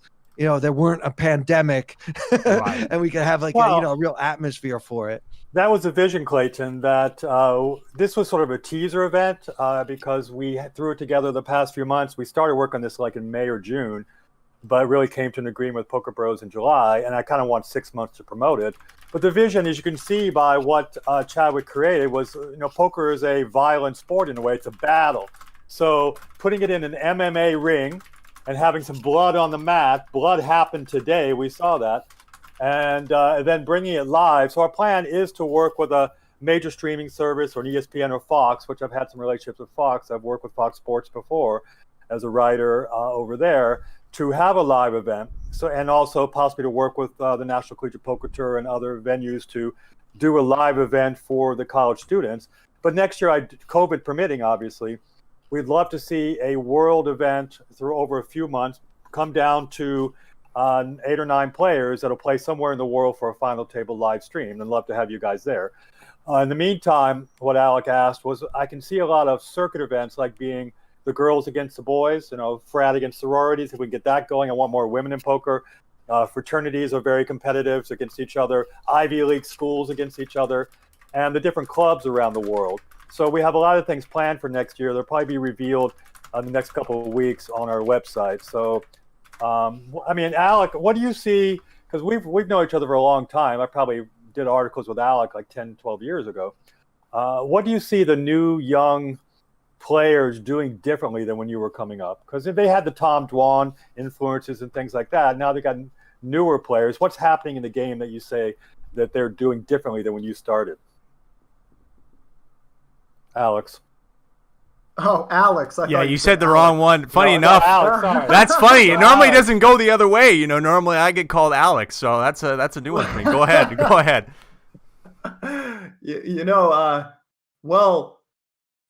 Definitely, yeah, you would see the Tom Dwan types. And hey, how's it going? It took a while. But way to go, Ben. Thank you.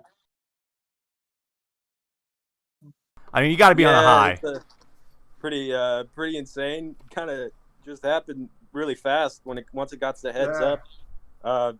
Figured my top pair was probably good. Pretty draw heavy board, so wanted to get it in. just get it over with, so I can kind of relax now. But yeah, thanks for having me on, guys.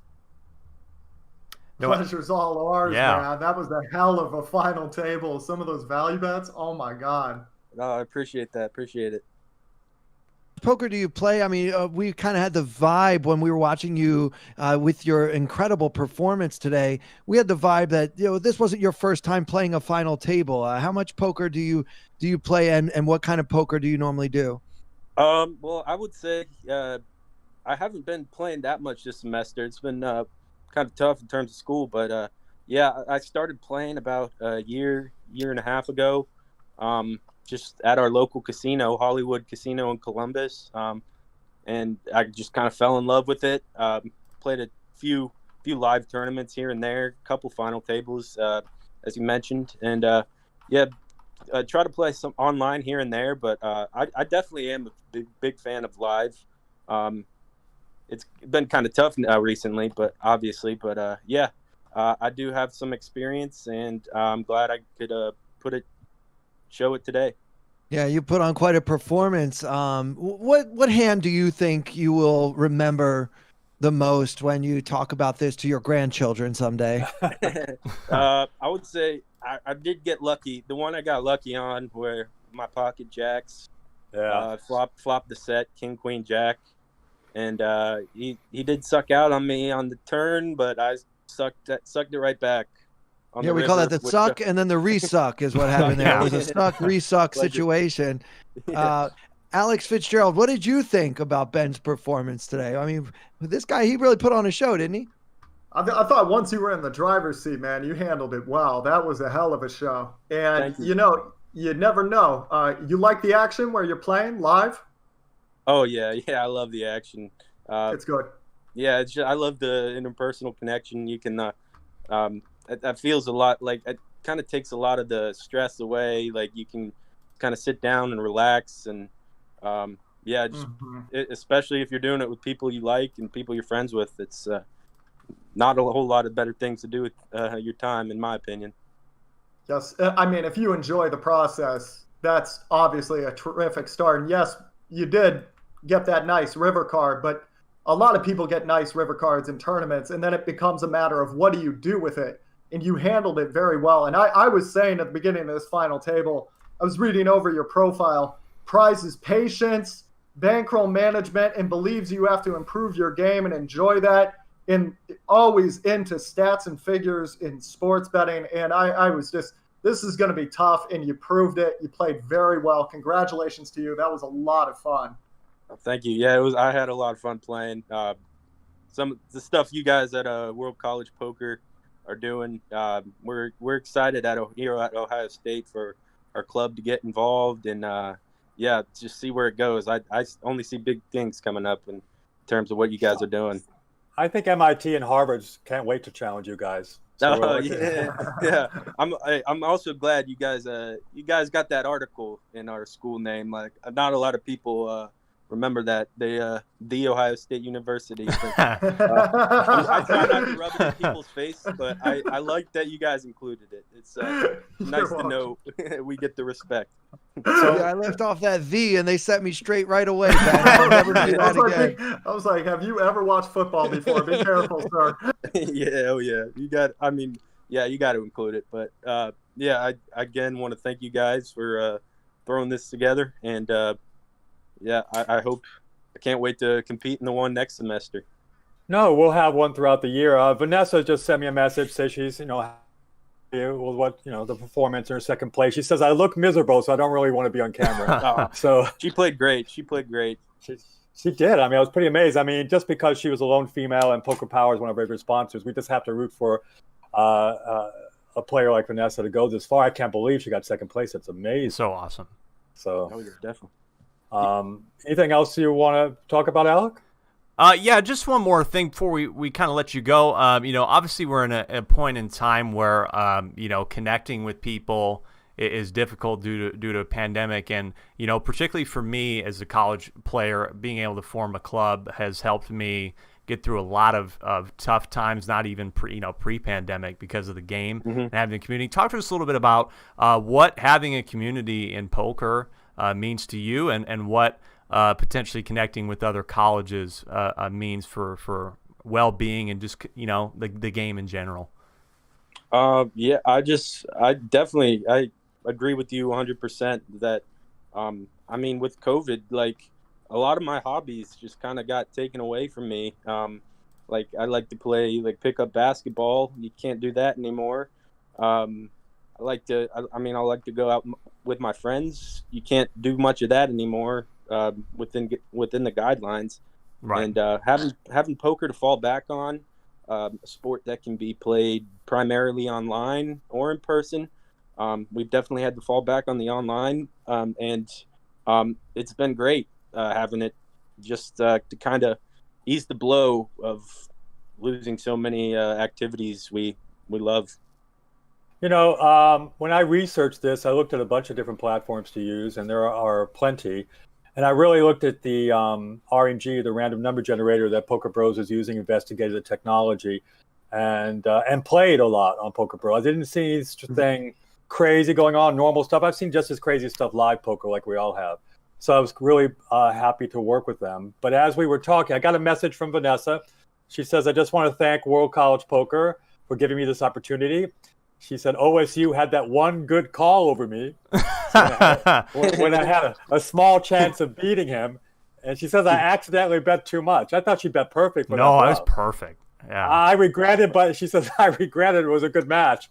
But I thought she made a good bluff, and if I was Ben, I would have folded. So what made you call there? Oh, that one with the 5. All you had was a 5.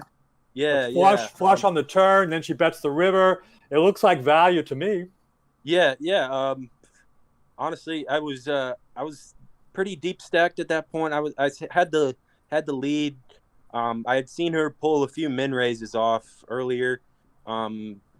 Maybe a little too often, that where once she min raised on the turn, I called, and I had a straight draw too. Just right. So I didn't think I was drawing dead when the second jack hit, or I guess that was when the flush hit. Jack came on the turn, jack of clubs, and then the second jack came on the river, and I didn't think she would have a jack and min raise me like that with the flush draw on the board.